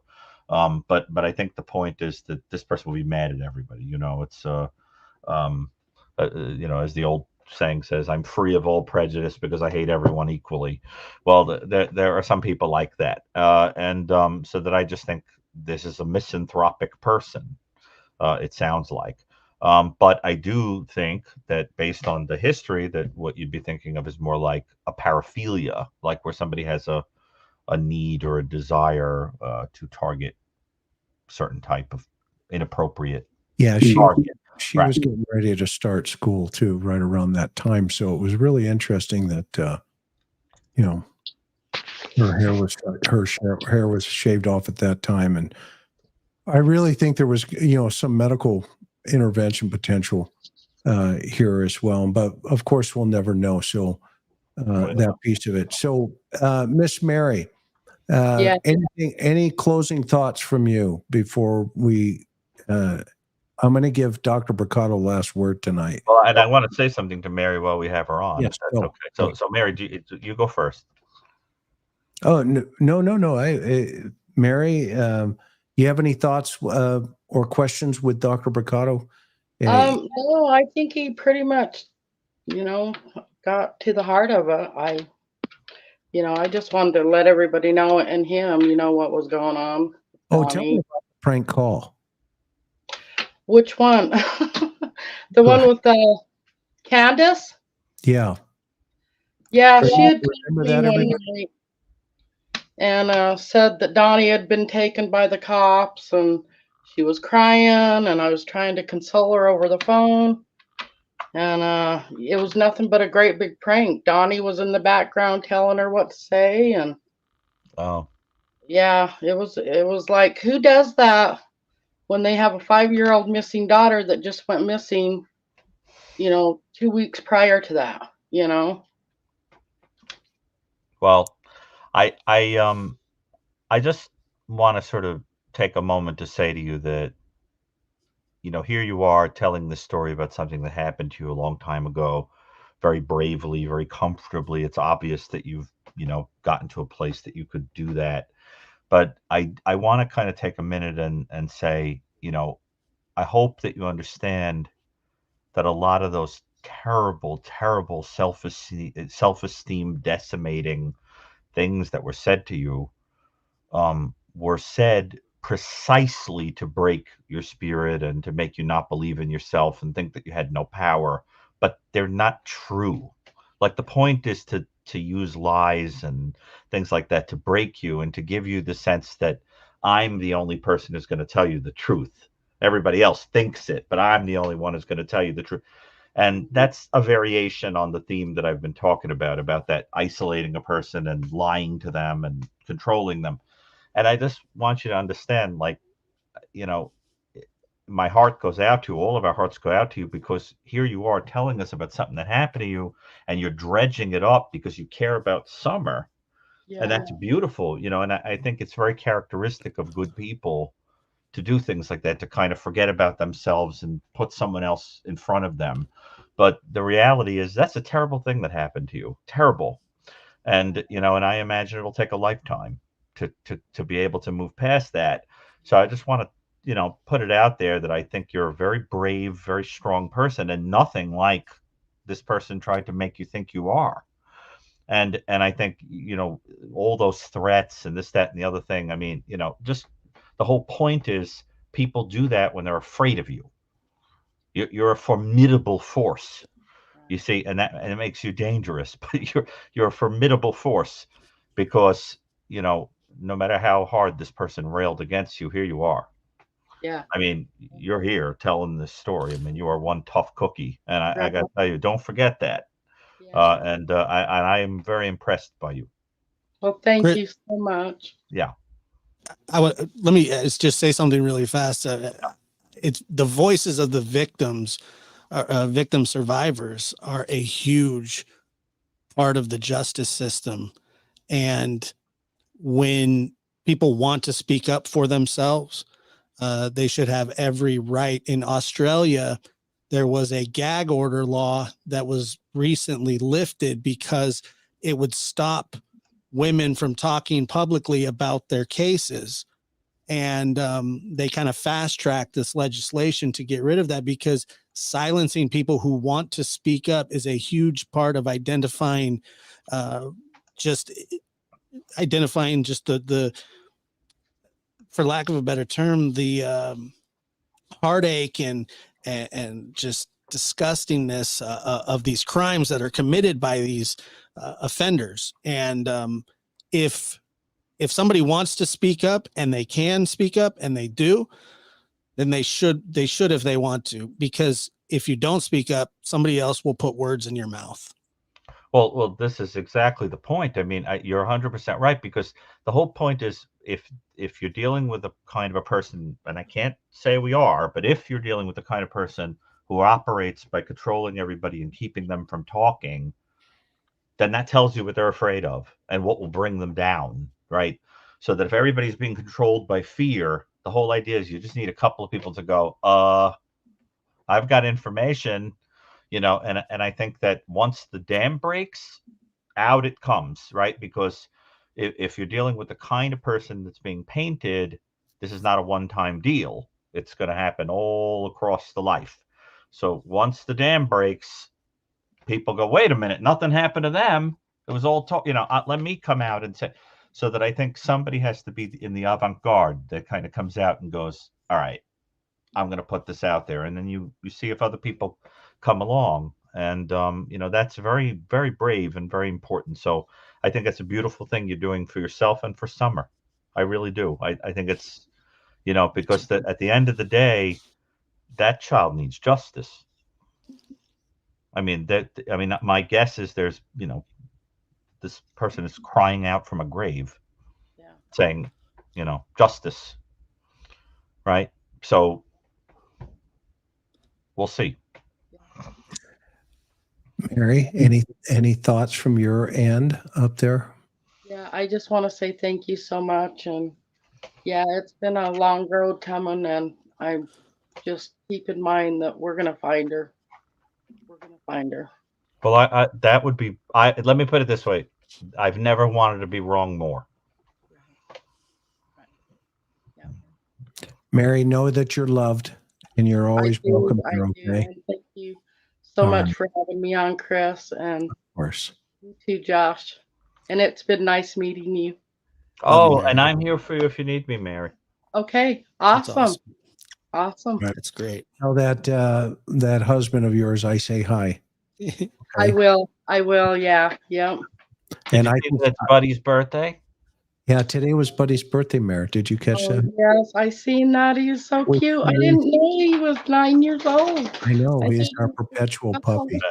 I felt like I was leading the happy birthday song. I really felt like I carried that whole thing. That's the best voice. Well, I don't like to sing publicly. Remember the comedian Fred Allen? Yeah. Fred Allen wrote a review of a show where Tallulah Bankhead, the actress Tallulah Bankhead, sang. And he said, his review was, and I quote, "It sounded like somebody pulling his foot out of a bucket of yogurt." Well, that's pretty much what it sounds like when I sing. So I let you lead. You've got many other talents, so that's okay. Yeah, pulling my foot out of a bucket of yogurt. That's what it would sound like. That's hysterical. All right, Miss Mary, we'll see you soon on the next one here, okay? Yes, and thank you so much, Chris. You guys all have a good night. All right, thank you, Mary. Mr. Josh, the lab. Tell us about the lab. You've got almost 7,000 people here. Tell them about your channel and everything about you. You've done such amazing stuff here for not only Mary, but just a lot of other people too. So, contrary to popular belief, I don't just cover the Summer Wells case. I've covered many other cases, and I've went over Columbine. I've the Nick Hillary case. There's many things that I have covered. The West Memphis 3 going back many years and things like that. So that's what we do over at the lab, and then we just have a great community over there, and people are just really awesome and kind. Our chat is rarely out of control ever. People that subscribe to the channel and participate, they know if it's for them or not, so that nothing ever really gets out of hand. And I just appreciate every single supporter and lab rat and even defectors. I don't mind those either. But thank you, Chris. It's been an honor to share a panel with you, Dr. Gary, and as you and Chris as well. Have you gotten something out of it? Have you found it beneficial? Yeah, I mean, look, I love listening to people that are way smarter than me. I always do. I learn a lot. I mean, this is when you guys are experts, and so I'm just a podcaster, man. Like, so me listening, getting to listen to this kind of I stuff. wouldn't say you're just a podcaster like that, but I think what you're doing is really important. But I appreciate and that. also brave, but because you're getting threatened. That's true. Yeah. But I think that it is important to drive home that even though we're talking about this, and with all this speculation and everything, let's remember this is the United States. People are innocent until proven guilty. That these people are telling a story and sticking to it. And if that story is true, they were deprived of their child and are very upset and devastated and all that. What we're doing is sort of the same thing law enforcement is doing, is saying, we can't close take any of these people out of the circle, as Chris would say. Can't take them out of the circle. And so we're just sort of exploring, speculating, but I think it is important to drive that home, because otherwise people will say that you're, making it sound like a foregone conclusion, and there's been no charge. I don't know what happened. That's the thing. I have no idea. Got to be careful. Yeah. I have no idea what happened. I have my thoughts and theories and things that I've really never even got into. All I know is that to me, the story doesn't make sense. The actions aren't great. That's another matter. Right. Right. And so that's what I talk about. And if it's seen as dragging or belittling them, I don't feel that way. I feel that their actions have brought the negative attention towards them, not me or Chris, So anyway, thank you guys so much for having me. And talk also, to you guys soon. Gary, one other thing before he leaves. He loves corn dogs, and I told him he needs to get a cuss jar, and for every time he cusses, he's got to drop a quarter into it, so he can go buy a dozen dozen corn dogs. Anyway, we love you, Josh. How much do you think I cuss? You don't. You don't. You know what I love about you? I go hungry. Another thing is the fact that you come on right when you come on. I know that you zip it because and that I have a philosophy, and I tell cops this all the time when we train them. If you can't control this, there's no way you're going to be able to control this. And as the scripture says, right, the tongue is as sharp as a two-edged sword. Okay? And you know what? Words are powerful. Words are powerful. I mean, you know it more than anybody. And your words are extremely powerful. You're intelligent. You have a compassion. You have empathy. You teach with authenticity because of your experiences. And Dr. Brucato is a perfect example to tell you, keep doing what you're doing and stay the course. And that's why we're friends. And I'm grateful for our friendship. And I know that Gary, just met a new friend tonight as well. And so did the rest of the world. If you didn't know Josh, you know him tonight. Right. But I've known him on the other side. So, and also I see here, Josh, while we're here, I see Brandy may be in the house. Yeah, Gary, Brandy is Michael Vaughn's mom, who's missing. Out of. I'm very familiar with the case. Yes. Yes, and so she's here, and Brandy, we love you, and your she's husband. A friend as well. And we keep Michael out in front of everybody, and so thank you for being here, and thank you, Josh, always for your friendship as well, friend. All right, see you guys. Right, take care. See you in a bit. Okay, and maybe Josh, I'll see you on your program. There you go. Well, maybe. Okay, Gary, you get the last word tonight, as always. Really appreciate you being here and taking a look at this objectively. And so I'm going to give you the last word, and then we're going to go to Hawaii. You good? Yeah. All right. See you in a bit. And by the way, anybody, if you've not subscribed, please hit the subscribe button and share this across YouTube, and go buy Gary's book. It's #1 on Amazon. It will change your life. Okay, Gary, you're in. Well, as always, I think it's very important to dedicate the episode to the victim, in the story that we're talking about, and to people everywhere who are victims of homicide, abduction, sexual assault, all kinds of other heinous offenses. I think that again, it is important to remember that people are, innocent until proven guilty, and that's especially true of people who haven't been accused in any kind of formal way. I think also that with Thanksgiving, just behind us, it's a good time to kind of pause and think about our blessings and how lucky we are. I'm very grateful for all of you, for the relationship with Chris. I love the way that Chris, is unifying with and cooperating with another podcast. I think that's a beautiful thing, to be someone who joins people together like that. I think it's a sign of a healthy and kind soul to do that. Remember that the other extreme, are the kind of people who divide us. In ancient Greek, the word for divide gives us the word diabolical, which means the type that tears asunder, literally. Chris is at the other end of that spectrum, a kind and good soul. So I would say, let's remember the victims and people out there who have information on offenders, people that scare them, people who have hurt them, and other people. Remember that information is powerful, and that's the reason partly that these people try to keep you down, because they're afraid of incarceration or being discovered or so forth. So don't be afraid, because there's probably a lot of you out there, and there are a lot of terrible people who need the world to know what they did, for law enforcement to know what they did. Don't be afraid of that. Take care.